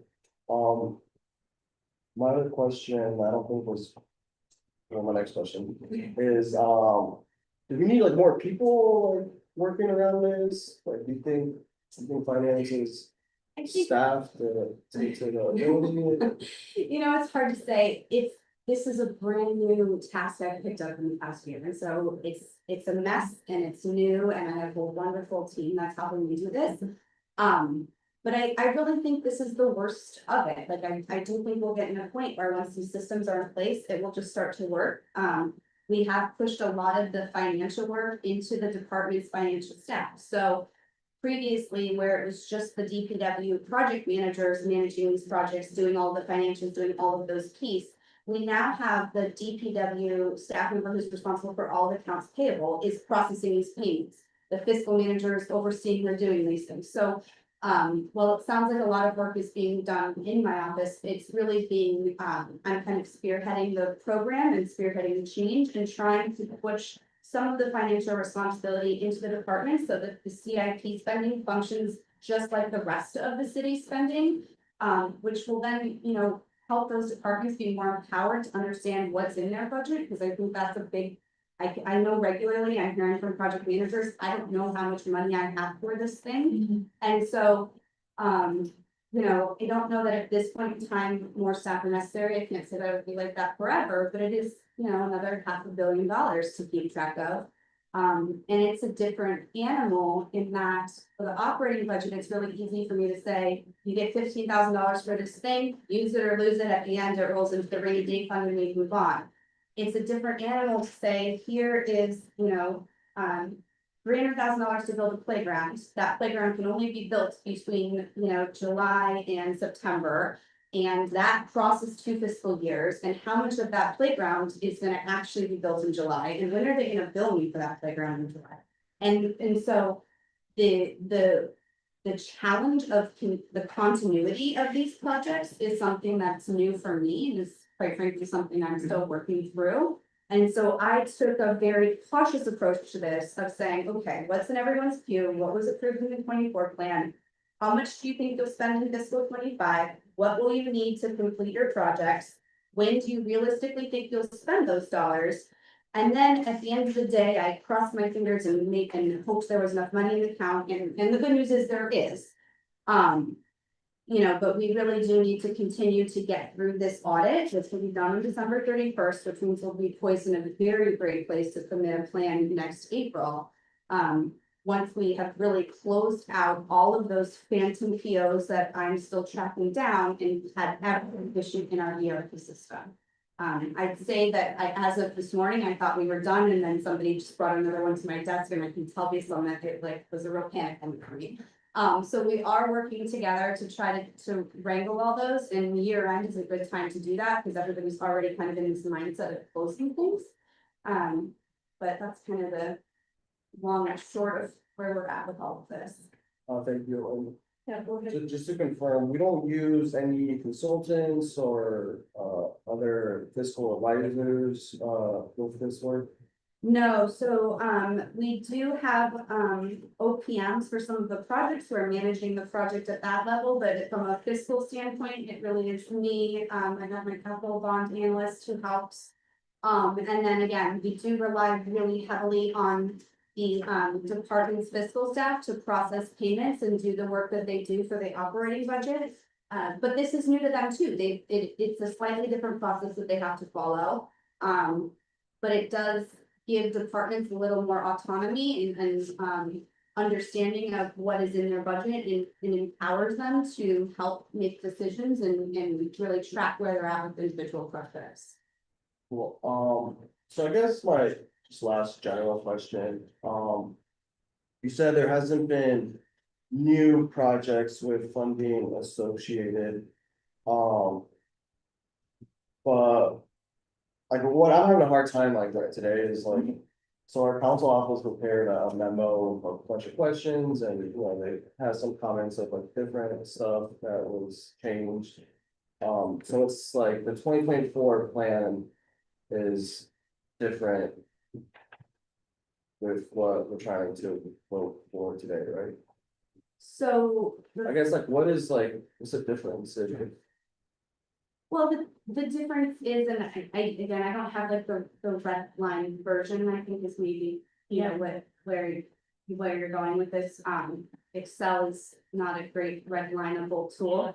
And so that's where we get in a little bit of trouble, you know, for the budget, and we'll just create reports for the red line, and this didn't exist anywhere, that's a bit of a challenge.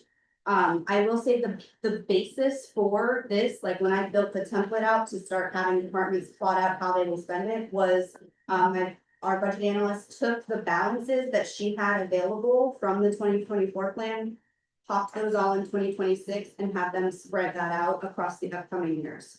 So this entire plan was based on what, like the starting document was the 2024 plan. So just to add like a specific example to this conversation, DPW created this fantastic, interactive map with different sidewalk projects that has different, funding sources, attached to it. You shout out to, I don't know, was it you, Greg, that created that, or? Jason, it says, it's a great tool to be able to use, with my neighbors, but like the question I have is, so there was contractors, out there right now doing work using CIP funding. And there was a great example that was approved, and then there was secondary streets or further work that also said CIP funding if available. So in reality, the contractors marked up the sidewalks that was included in green and blue. But when it came down to it, by having conversations with them and the neighbors, the contractors told, the neighbors that funding had ran out. So where I'm kind of confused is like, we're not approving new funding. We're using existing funding, like where did the funding run out? We're saying there's still $50 million to be allocated. So it's not $50 million to be allocated, it's $50 million to be spent. So what may have happened, and I don't know that specific example, is we may have an encumbrance for all of the sidewalk allocation for that piece. And that the encumbrance for the total spend is what's resulting in a lack of funding, even though there is cash available because we haven't paid off that PO. So from a financial standpoint, you have a budget, right?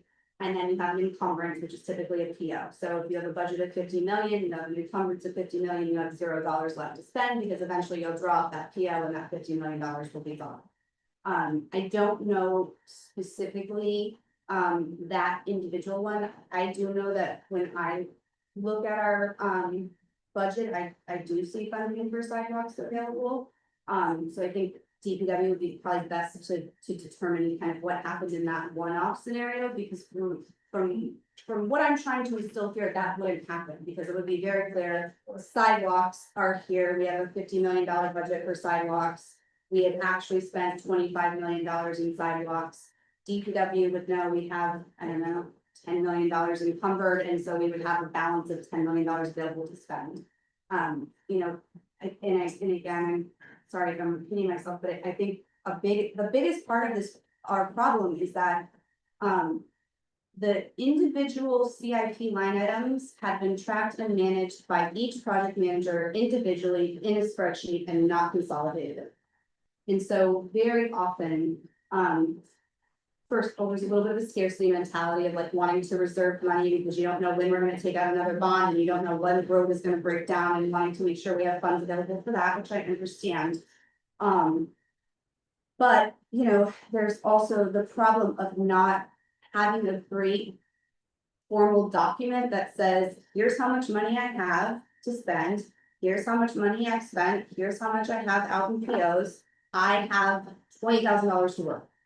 And they're just, up until this point, hasn't been any way for project managers to have that information at a snapshot in a way that they feel that they can realistically track things. I mean, I've seen DPW trying to create access databases to manage all of this stuff, and they've tried very, very hard. But they really do need, just like the operating budget, kind of one central force that they're check and balance, where, yeah, maybe you do check all this stuff in a spreadsheet, and then once a quarter, we get together and make sure that your numbers match my numbers, so we're all on the same page. And those are the sorts of things that we're putting into play, and those are the sort of processes that we're working on right now to make this process better. Thank you, Crystal. I really appreciate, you explaining this as in-depth as you are, but yeah, I mean, I'm having a hard time trying to, really justify or even think of voting on something that's not like in front of us, where it really shows the differences in between what we're currently working on and what we need to approve. Okay, question? Yes, absolutely. Thank you, sorry, I understand, I don't agree. I guess, just a quick question, since this was based on the 2024, 2025, but And then things were shifted based on the year, whatever. Were there any line items that were just like zeroed out and then the money was reallocated to a different line? I guess it's a question that I'm wondering. Not to my knowledge, no.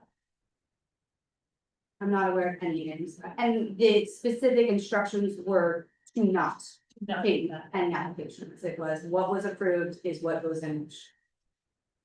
what is the amount of the bonds, the next bonds, and do we know that we're gonna issue for this year?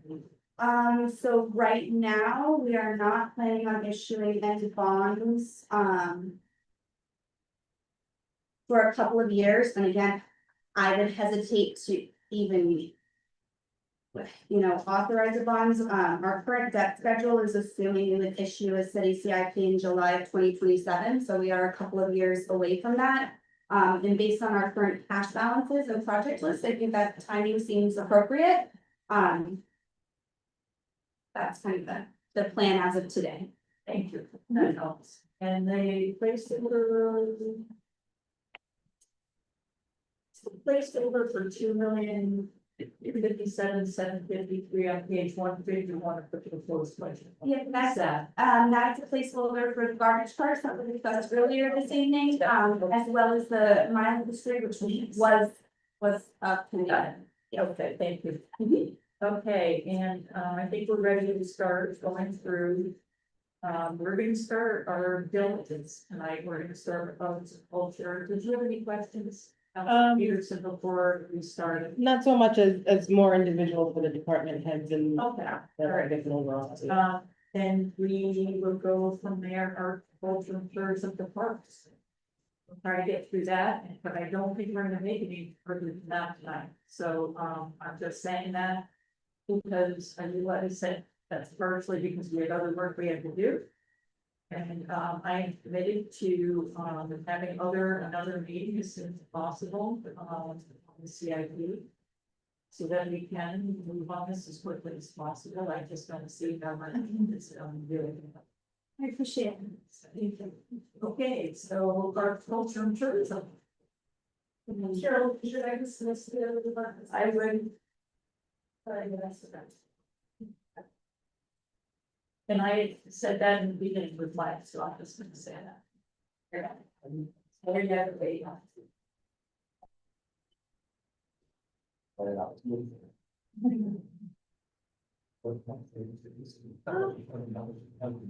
Okay. We have some stuff to just pass out, that wonderful map we referenced, Councilman Sanchez, that we amended to just show our sidewalk tattoo projects. And some updates, like a kind of line by line update of where we are with our large landmark CIP projects from 2020 as well. So that's the second page, and then the third page is a proposed gateway landmark public art project for FY 26 and 27. So that's just so that you have taken the reference, that's the okay. Thank you, my budget. I'm going to have this. Is this the only handout we have? Yeah, this is, we really only have these 3 lines that we're actively working on. We closed out the sidewalk tattoo project, so that's all done. So we're really just, I guess, talking about landmark public art, and then the future landmark project. Well, I would like for this as, they said it not to me. Motion by Councilor seconded by Councilor Sanchez, all in favor? Aye. All opposed? Thank you.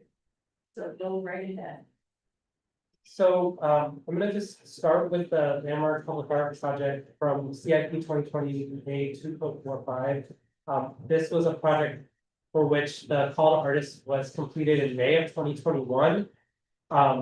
We began contract negotiation with the selected finalist in December of 2021. To Dan McCollum LLC.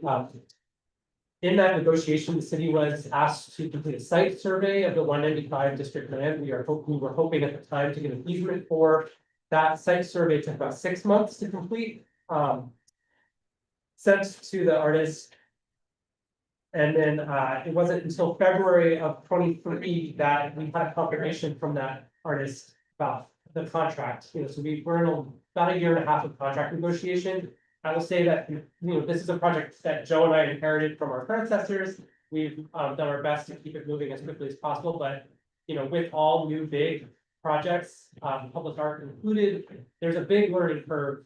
We were working with an artist who's inexperienced. We were relatively inexperienced doing a capital project of this size. We were working in a site where we did not have site control, so there's a real chicken and an egg around the easement, which we now, you can see as we go down the timeline. The contract was fully executed in April of 23. It isn't until December of 23 that we have a proposed reduction in scope from the artist, so they reduced the scope of the project. We continue to try to make this work. In March of 24. They requested an amendment to formalize that reduced scope and to use some of the contingency budget that we'd set aside from the 1.5 million. So we went from an $850,000 contract to a 935. That's something that we're working through with finance to make sure that all those dollars and cents show up in the information that everybody has.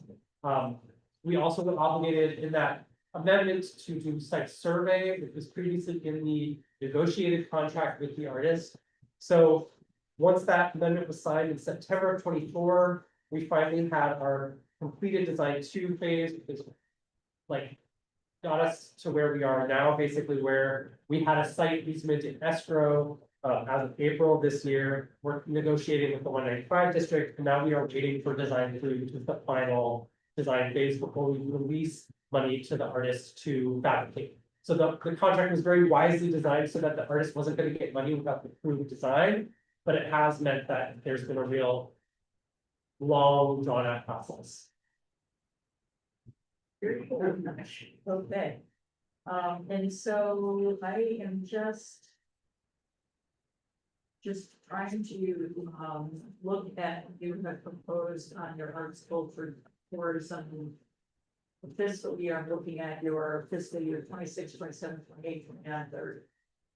So the amount for fiscal year 2026. Right. Is 1.254.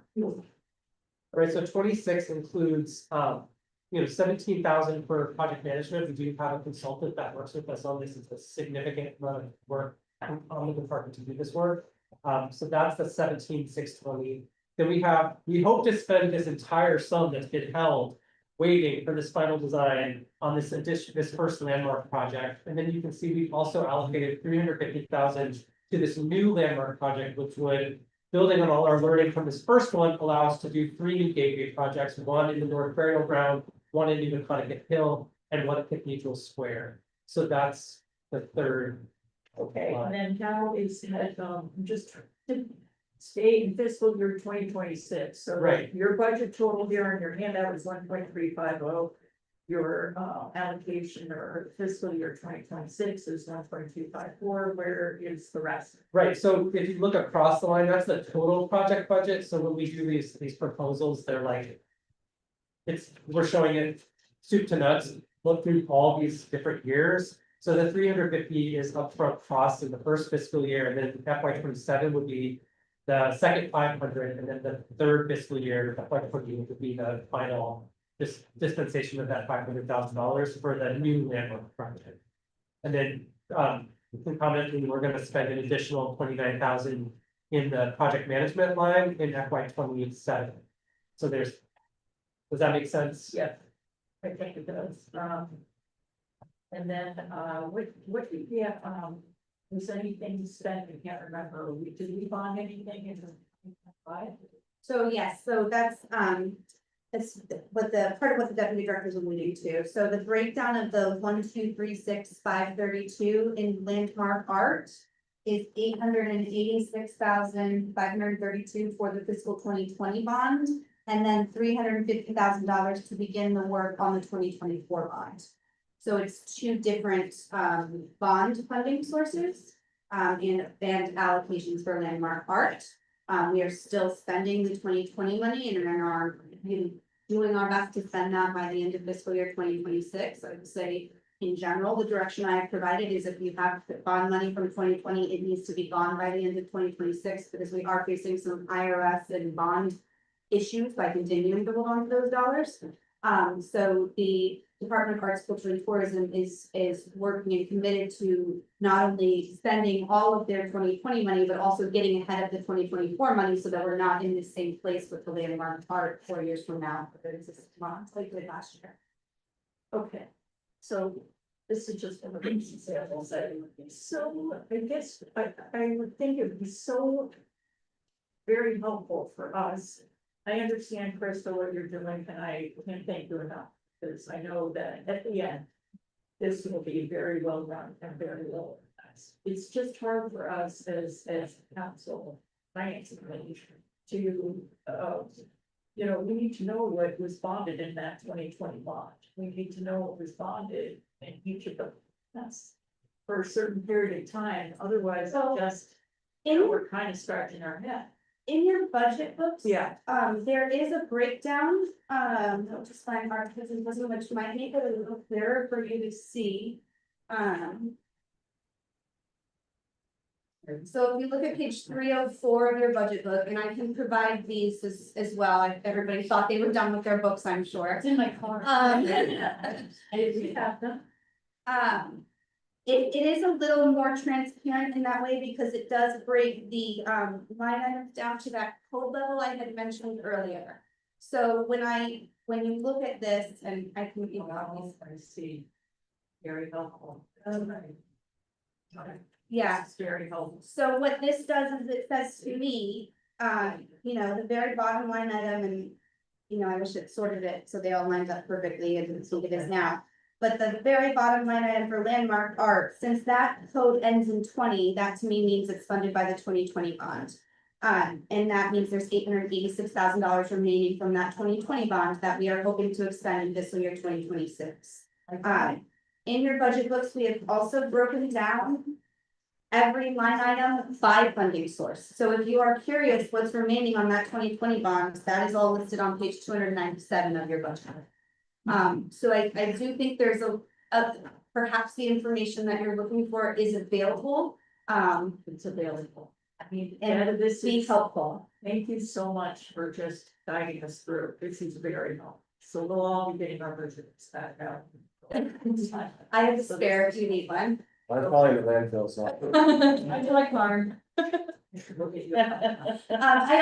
can also send you PDF copies of this if it would be helpful. I have a mini CIP version of the budget book that I had in PDF for folks that are worried about the CIP. And so I think that may be helpful. But I do think that might help elucidate some of the questions you're having, because that's how we were able to identify and track them. So that's how I was able to kind of build our coding system. Just like the appropriation ordinance, though, I did think it was important that we're not necessarily approving line items in the ordinance at this very granular account code level, because there could be, we may need to shift funds from one bond to the other for the same project, and to me that is following the intent and spirit of the ordinance, and I wouldn't want to tie our hands and give us the ability to do that. Yes, Councilor Sanchez. So there's cases right now that, as a general speaking, not specific to this department, that we're spending money from the 2024 bond. We are currently actively drawing from the 2017 A bond, the 2019 B bond, the 2020 A bond, and the 2024 A bond, all concurrent. I guess just for anyone that might be listening, and me, listening. I guess I know it's probably super complicated, but why are we spending money from the most recent bond when we haven't spent Because it's the only approved plan I have. so crazy. Yeah, so that's what's tricky, right? Is the only technically approved plan is the 2024 plan. I've allowed encumbrances that were existing for things from those bonds to continue so that the work continued, because they were in an approved plan at one point in time that have been overridden since. But that is one of the challenges we're working with council, because I really hate having money sit around and languish and linger. But unfortunately, we haven't tracked the data at a level where I feel confident in saying, hey, take this off the 2024 bonds and shift it to 2020 because we're never going to spend it. really, I've been trying to approach this from a very conservative level of what does everybody think they have money for? Was it on the original plan, making sure that's the case, and then summing all of those things up and ensuring that we do have enough money in our bank accounts to cover all of the projects that we're aware of. I'm cautiously optimistic that we will be in a place, once this year's audit's done, where there is some money that we will need to make a decision on how to spend. I really don't feel that we're at a place right now where I am confident making that decision. What I can say with 100% certainty is we do have funds to approve everything that has been listed as funded in the capital improvement plan and in your budget book. And I have validated that all of those projects have been included in a CIP or a bond issuance as an approved list of projects at one point. Kind of follow so. Not to bring out dark moment history, to the table, but just for educational purposes, I'm trying to understand, so.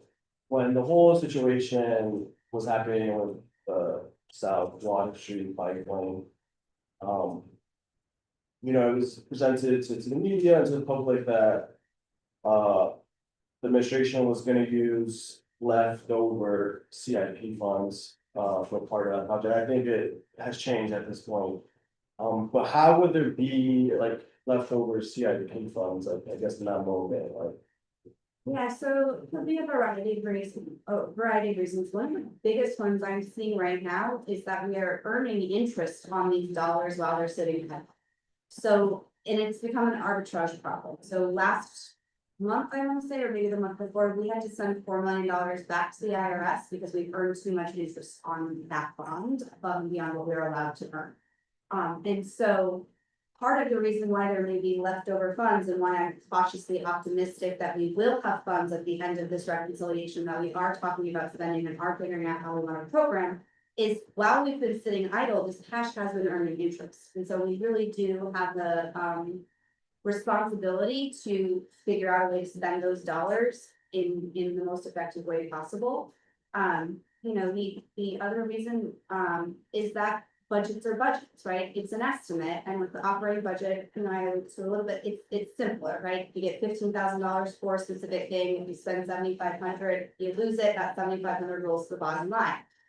Because the capital improvement budget is a living, breathing thing that rolls over from one year to the other, and we have line items as such as sidewalks. Those things can very easily roll from one event year to the other. Maybe we thought we were gonna spend $2 million on sidewalks in 26, but we only spent $1 million, so that's another $1 million we can spend in 27. Or maybe we take that money and we spend it over 3 years. So there's kind of a variety of ways that it can happen. And I will say that, you know, when that decision was made was not when I was overseeing this. Like, you know, when that decision was made is not when I was overseeing this budget at the level we're overseeing now. And the former person in charge did feel as though their position gave them the latitude to reallocate dollars based on need, and that is not a position that I continue to.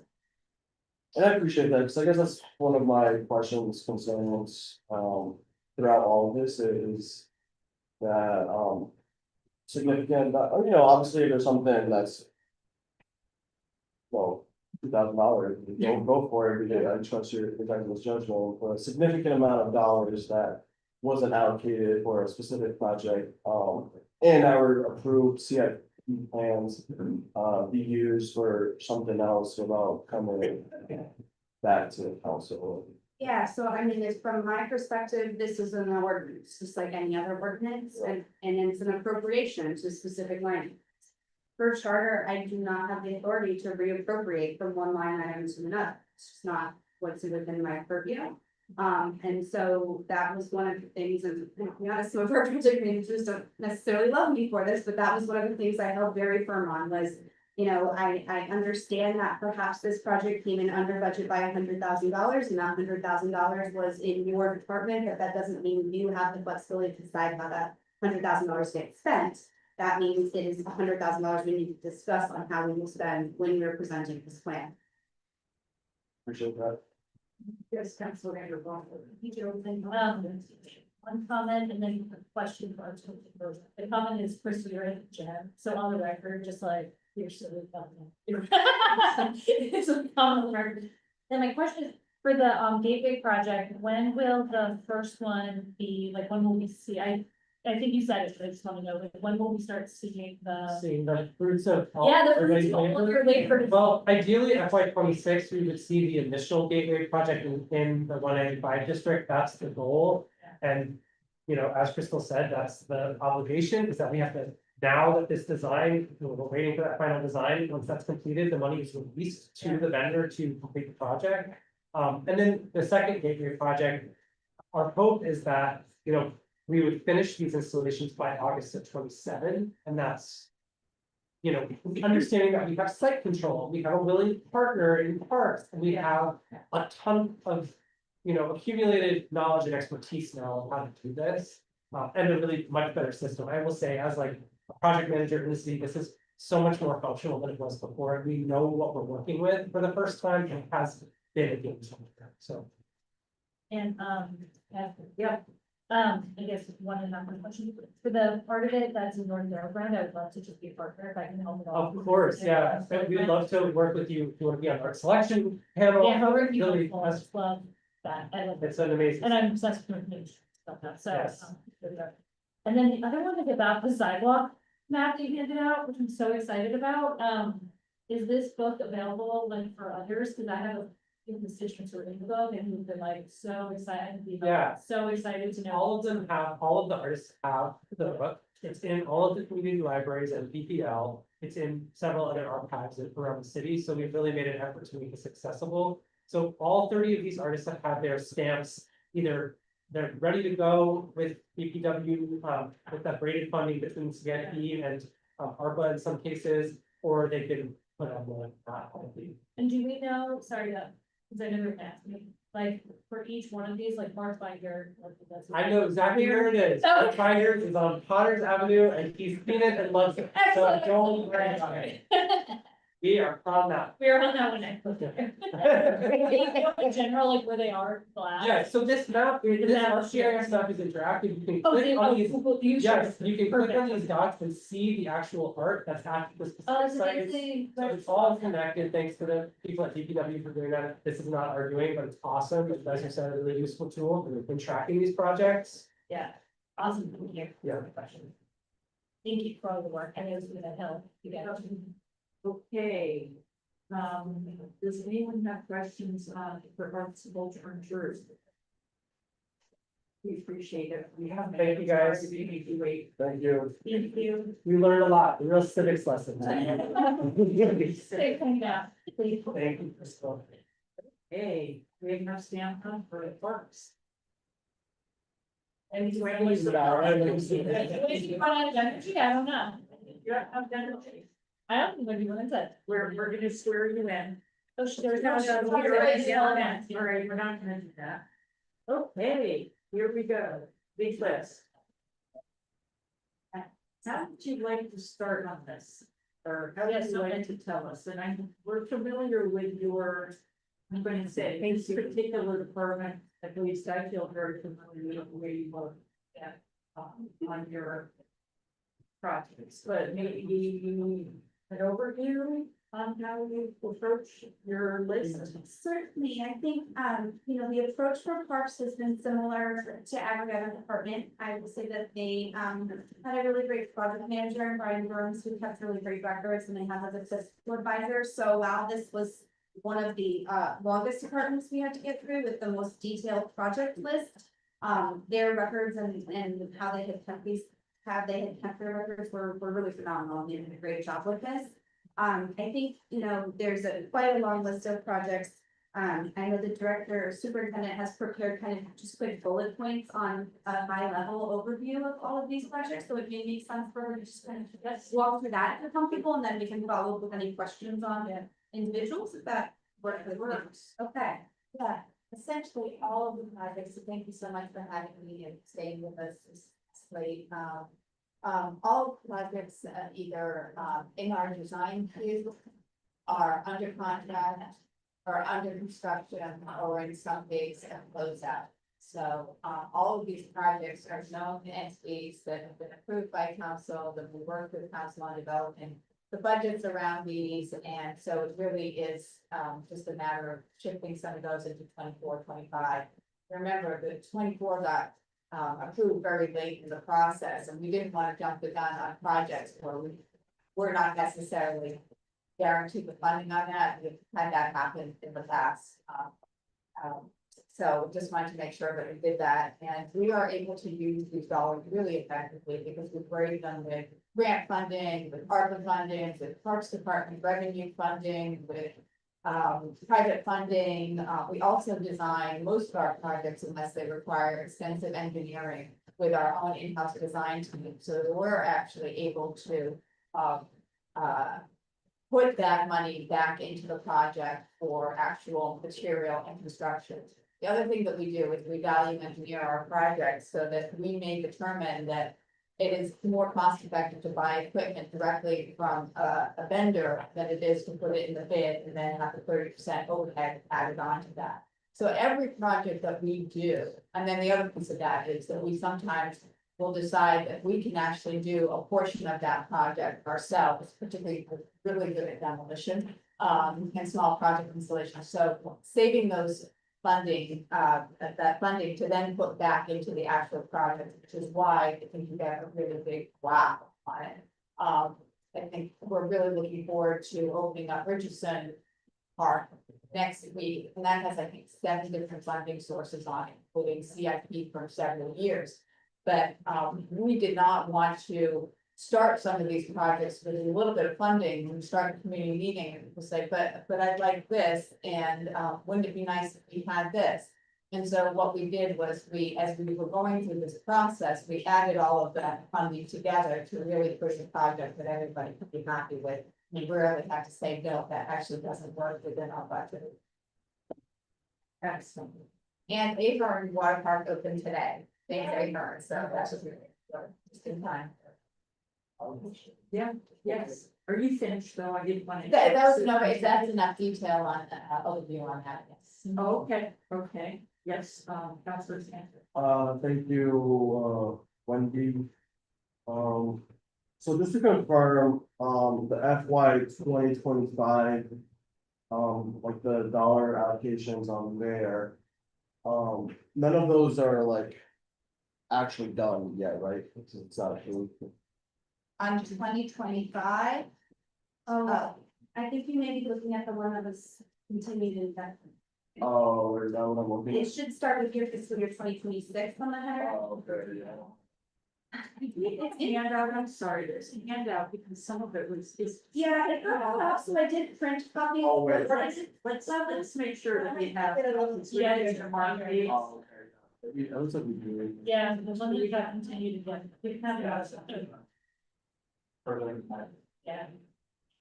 Oh, yeah, it's well, that one is.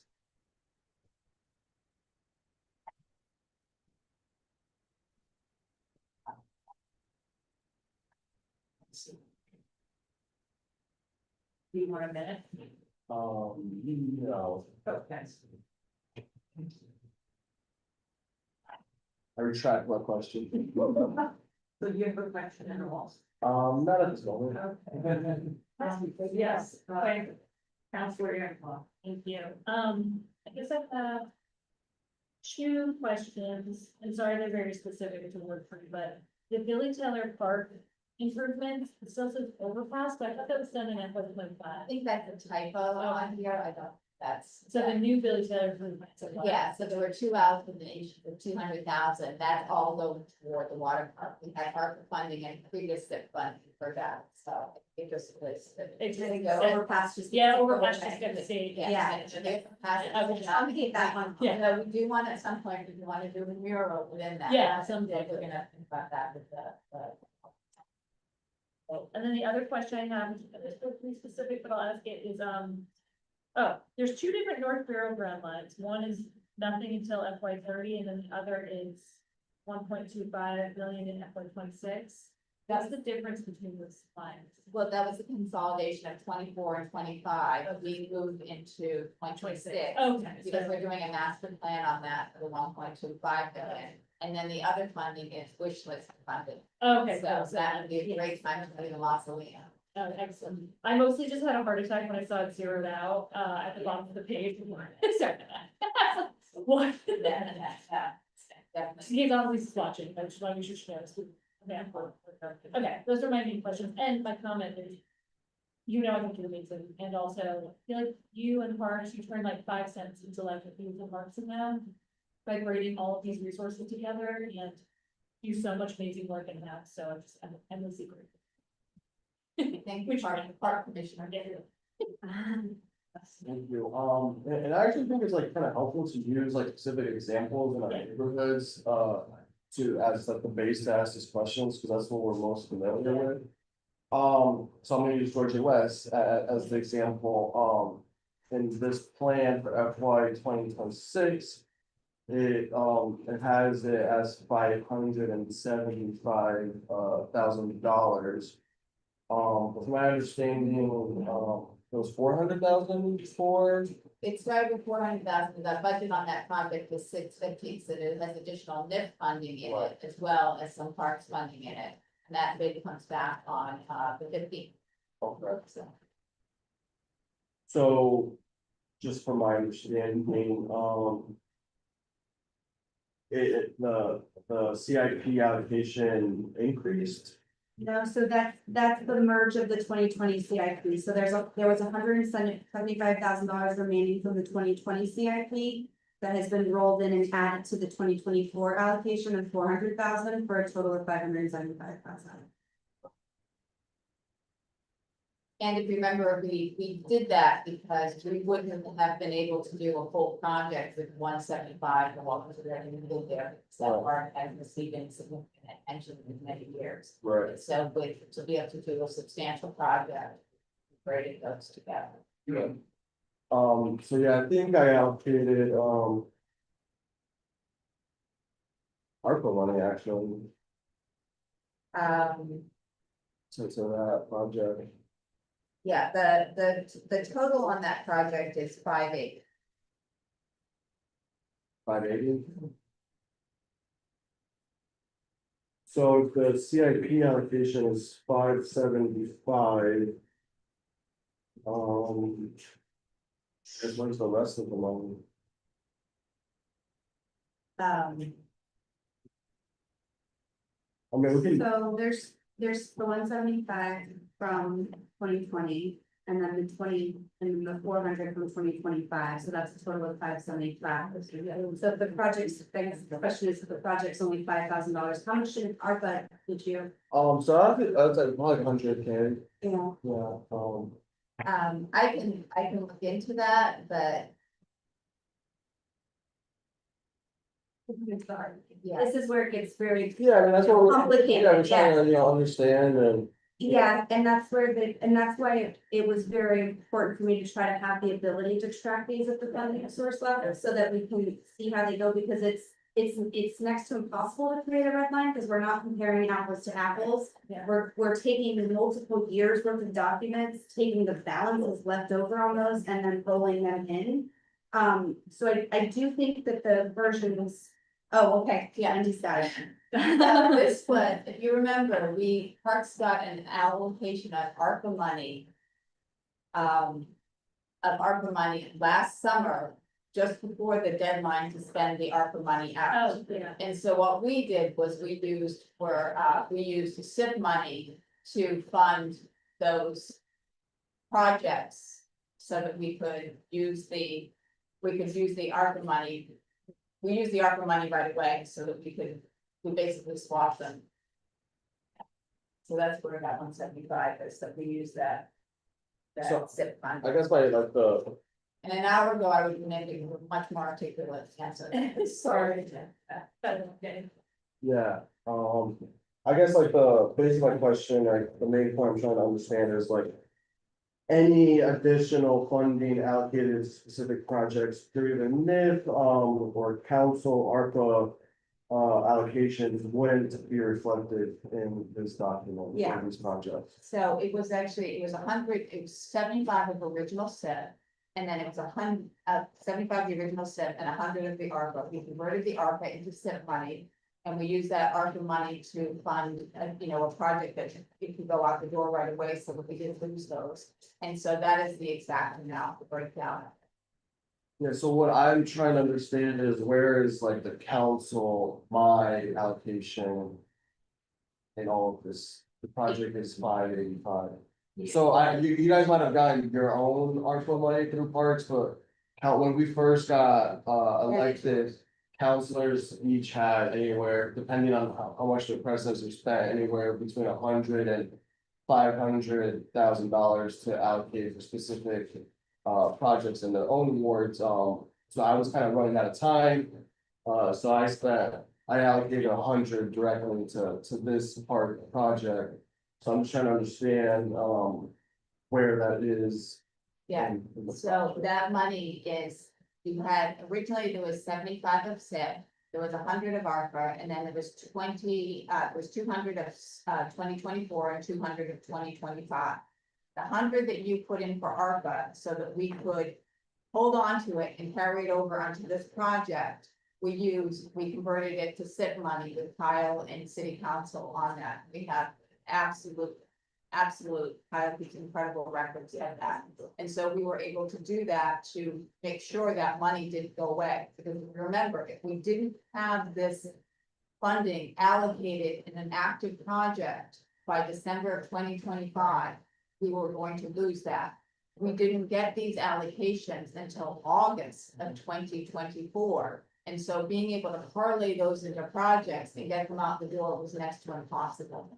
And so this was just swapping out that funding. So we worked with your office on that to make sure. So that money is that 100, my he's coming back here. That 100 is your money as ARPA that is now SIP. And then the additional SIP was what was in there, the original 29, and then the other two allocations. So that's 675, and then Parks added some money to that project to bring it to 580. And we're probably gonna have to do some value engineering, add some other funding to this once the bids come out. Thank you, Wendy. So I think this is like a perfect example, and I don't know if it's, Kyle's end of him reaching out to, I know he's amazing and I'll appreciate the choir, Kyle. But I'm like trying to figure out, I'm sure there's probably a lot more similar items I think counselors, really want to just understand, before approving a project. There's nothing specific to you, necessarily, but yeah, I guess the conversation to have between I us. spoke to, council president today and I was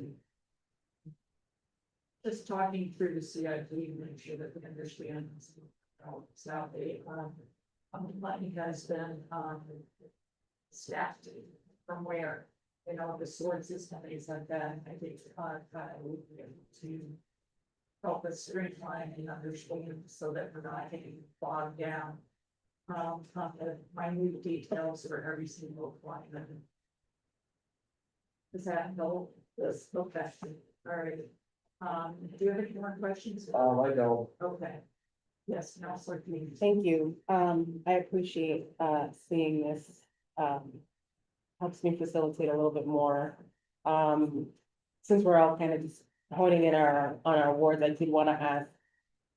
In FY 26 for general street park improvements, we have $230,000 allocated, but our ribbon cutting is tomorrow or the day after. So I just wanted to double check. And forgive me, I was trying to follow the process of what you were saying in terms of how the money gets kind of shifted, but it's not quite resonating. So I'm assuming that this was all just left over from whatever was allocated for the projects. Those are other funding sources that were added to the general street project in addition to the SIP funding. We had other funding that we also used. We also had a water park funding from SIP that we used to do that. So that we could get this incredible project that was around 875 in the final budget. Right. Which leads me to my next question. Thank you for that. One of the things that I found as we kind of put forward these projects, I have to say that I'm pretty proud of the work that we've done in parks in Board 14. We have 4 parks and all of them, just about all of them are fully, at the very least, in the process of starting to get renovated. Just about every one of them has been done and I really, really appreciate it. Iowa French is the next one on that. But one of the things that I realized is that we start with an original funding estimate, for lack of a better word. And then little by little, we start seeing these projects kind of take on a little bit of a different autonomy in terms of what we originally had established as a plan. And I love the opportunity to bring forward something that's even bigger and better for the community. But I don't actually often see what the actual true total of what's the project estimate is going to be until the way end. I remember when we were working on General Street, some of the money that we got from General Street was actually CDBG as well. And we had looked at General Street as an original project price of about $300,000. So to get it to 875, which again, not complaining at all because it's a beautiful park and it's something that needed to get done in an area that absolutely deserves it.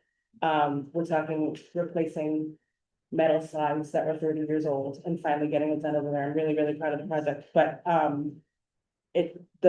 the cost took a life of it, and it kind of took over a life of itself, and I kind of want to understand. So perhaps this is more of an ask. When we do incorporate some of these capital improvement plan budgets and how the breakdown goes for our specific projects and our awards, one of the great things that I'd love to be able to see is how that breakdown goes in all of these different allotments of funding. Because I do see, and I realize that things are getting more expensive and things are getting, when we're asking for things as our community deserves to have, these prices the cost of these projects gets bigger and bigger and bigger, and to the tune of around $400,000 or $500,000 more than what we had originally planned for, is something that I wasn't aware of. So I want to be able to understand a little bit more from that going forward. I think it helps to have a true breakdown of what it looks like as projects kind of go underway when we originally start, as we're in the middle of the project and then towards the very end. That would be helpful for me. Yeah. And then my next question, and this is more a CIP plan question all around. We have money allotted for sidewalks. I came to this meeting really wanting to have a larger conversation with DPW about sidewalks and infrastructure. We had a very detailed conversation around the mile of history conversation, and it really led to a thought process of like extended conversation on really honing in our infrastructure projects and really focusing in more, in my opinion, on what that looks like for the city. But one of the things that often comes with the sidewalk conversation are the trees that are ingrained in lifting up what the sidewalk is. And what I've noticed in our CIP plan, which again, we'll probably have the same conversation when DPW comes through, is that we're actually decreasing the funding available for sidewalks year by year. And we just had a storm 3 days ago that lifted two huge trees in my neighborhood and flipped them over. And I have to say the response was wonderful from the city, but I believe that these are going to be continued problems that we really kind of need to mitigate and navigate with a much better positioning on what funding would look like. And I think that trees and sidewalks should be a conversation that goes hand in hand, not necessarily kind of separately. And so I know that trees and forestry fall under parks, which is why I wanted to bring it up here. I think we have a little bit of extra work to do when it comes to kind of marrying the two conversations, especially as we talk to our neighbors when they're asking for sidewalk improvements. Some of it has to be decided by the forester, which is great. I can't speak highly enough of Sam. Sam has been wonderful in my ward. But also it needs to be said that the sidewalk issues kind of go hand in hand with tree issues, and we kind of have to figure out what that's gonna look like, and if it needs to be able to have allotted funding for it, I think we should be advocating for that. That's all.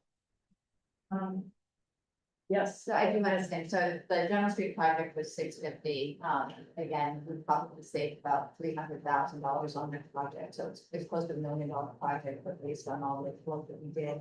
And it included CPG funding, SIP 3.97, SIP 364, some additional parks funding from revenue generated. So all of this money was approved, it's just from different sources. And we have a spreadsheet, we call it the Parks Bible, and Kyle has a copy of it that shows every single expense, every single source, and everything that we do includes a really big community component of it.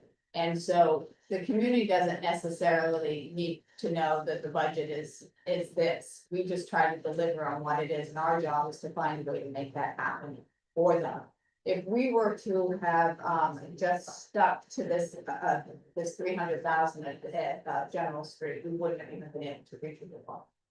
We would have been able to put in, purchase a big structure, but not do other work there. And that was a project again where we saved about $300,000 by value engineering, by doing all the demolition work in-house, by having our own design team do it, saving those costs, and by direct purchasing equipment, so that we could get this for the community. And I'm particularly passionate about General Street because I worked there for 5 years in 11 West, and the kids in that community, the park meant so much to them, and to have it be the state that it was in for so long was really, it's just distressing. And so to be able to give that community something that is really needed and is ultimately going to change lives for those kids and those families was really important to us. And I think that it you know, we spend time in the parks, we listen, we interview people, we hold community meetings. We share out our plans when we have them. I believe that you also posted those plans in your newsletter. And I hope it's something that we can all take a great amount of pride in knowing that we all did this for our kids.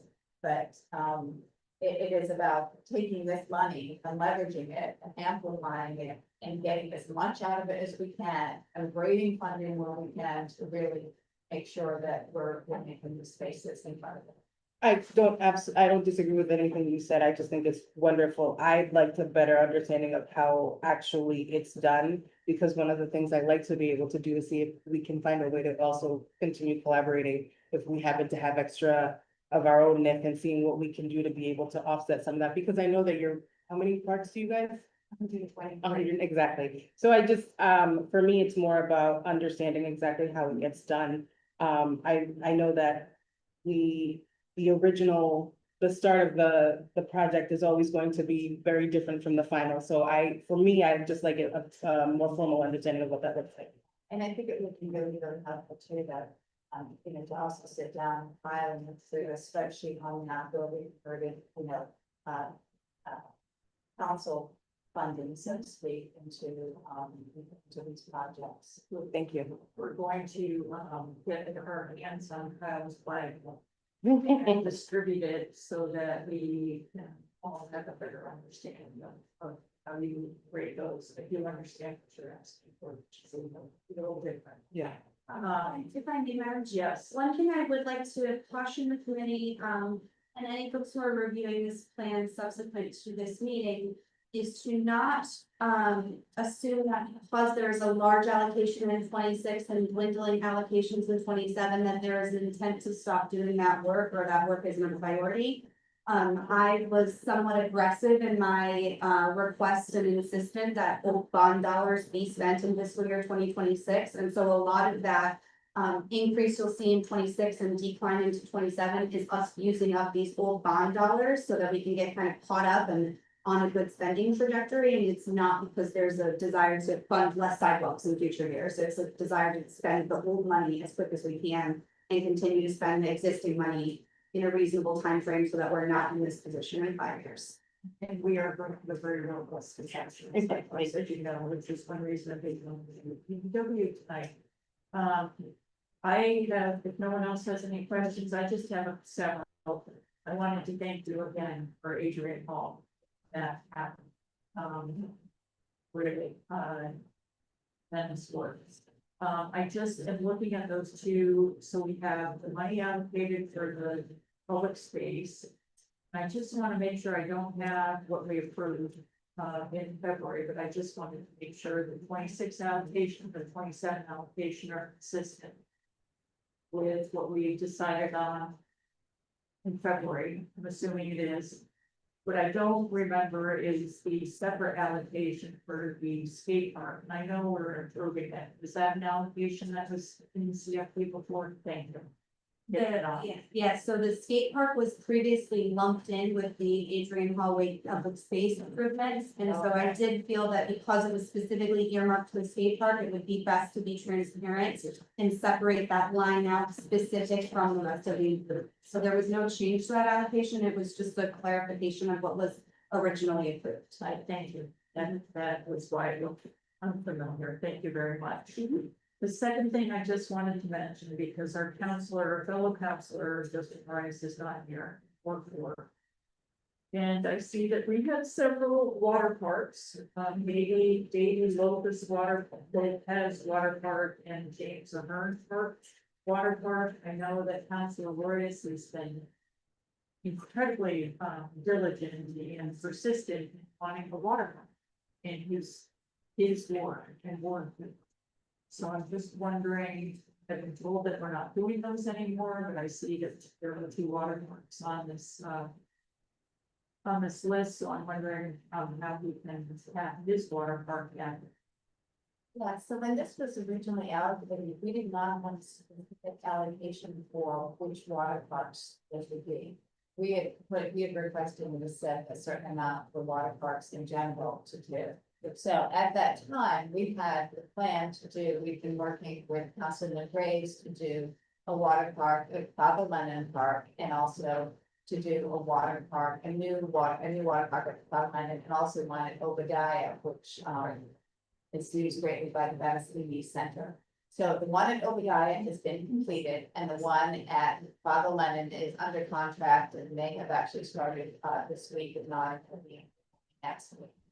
So those are done, but what's really important to know here, and I shuffled my notes with this on, is that every single water park in the city of Providence needed major renovations. They were essentially a square, some of them half the size of this room, with 10-foot high chain link and 1 or 2 features out that came out of the water. They looked like that. I can't even use words to describe what they look like. And there are off limits to folks other than 7 weeks a year when the water parks were active.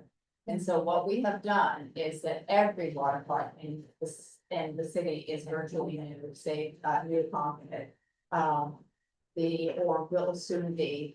So of the 15 water parks, Barnoli, Buckland, and Harriet Sales were all done in the past 5 years. New ones are Father Obadiah and Father Lennon.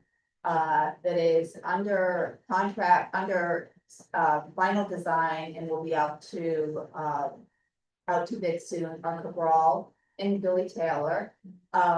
George West, we're getting the bids back on that's where we're opening that up also to the park. On 7/17, we have Richardson is opening in a week. Acorn opened today. General Street opened 2 weeks ago.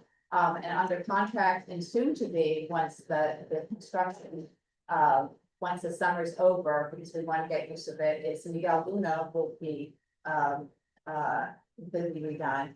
And Joslin is also slated to be redone, but because of the full school construction, we're waiting on that one until September, but I do not feel like it's one that we could go with that. So all of the water parks have been majorly overhauled, with the exception of New Concord, which is really landlocked, with a parking lot, of recreation center, and a pool, and now a skate park, and we're going to be doing some modest improvements there. And so the one that just Councilor Boris is asking for, is that an existing one that needs repair, or is he asking for a new one? He's asking for a brand new. Okay, and is that possible to be added to the list? In terms of funding, we have very little funding left for the 2.3 million because we also have to do, we have to develop a system where we are now connecting all of the water parks so that they can be turned off remotely, they can be accessed, they can troubleshoot it and what have you. Currently, we don't have that. What we kept doing was investing in water parks and not into these systems. So, and I think it's also been the administration's position that water parks are very, very expensive. They're expensive to maintain. The water cost alone is expensive. I believe we spend about $700,000 a year on water alone for the water parks.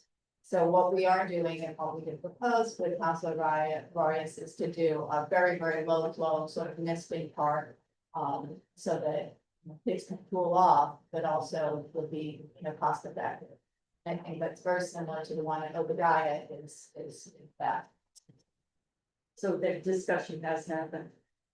We had pushed that idea and he was not interested in that. He wanted the full service. Alright. I appreciate that. That's all I have. I just again wanted to thank you because I think our jobs are jewel in the city and then your attention and your ability to, you're right. Just layer the finances and it's been unbelievable. So I really appreciate it.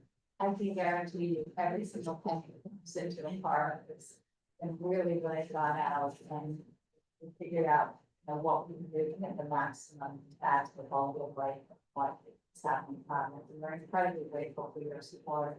Particularly the board of parks and commissioners who approves all of these parks, all of these projects every year. And that is also part of the process. I'm very grateful. Hey, is that, are we finished with the parks? For now. Motion, thank you so much, Crystal. Yeah, I need a motion. You have a motion to continue. I don't. Okay, motion was made by Councilor Ingerbach, second by Councilor Simmons, all in favor? Aye. All opposed? And then motion to adjourn. Second. Very motion made by Councilor Ingerbach, second. All in favor? Aye. Opposed?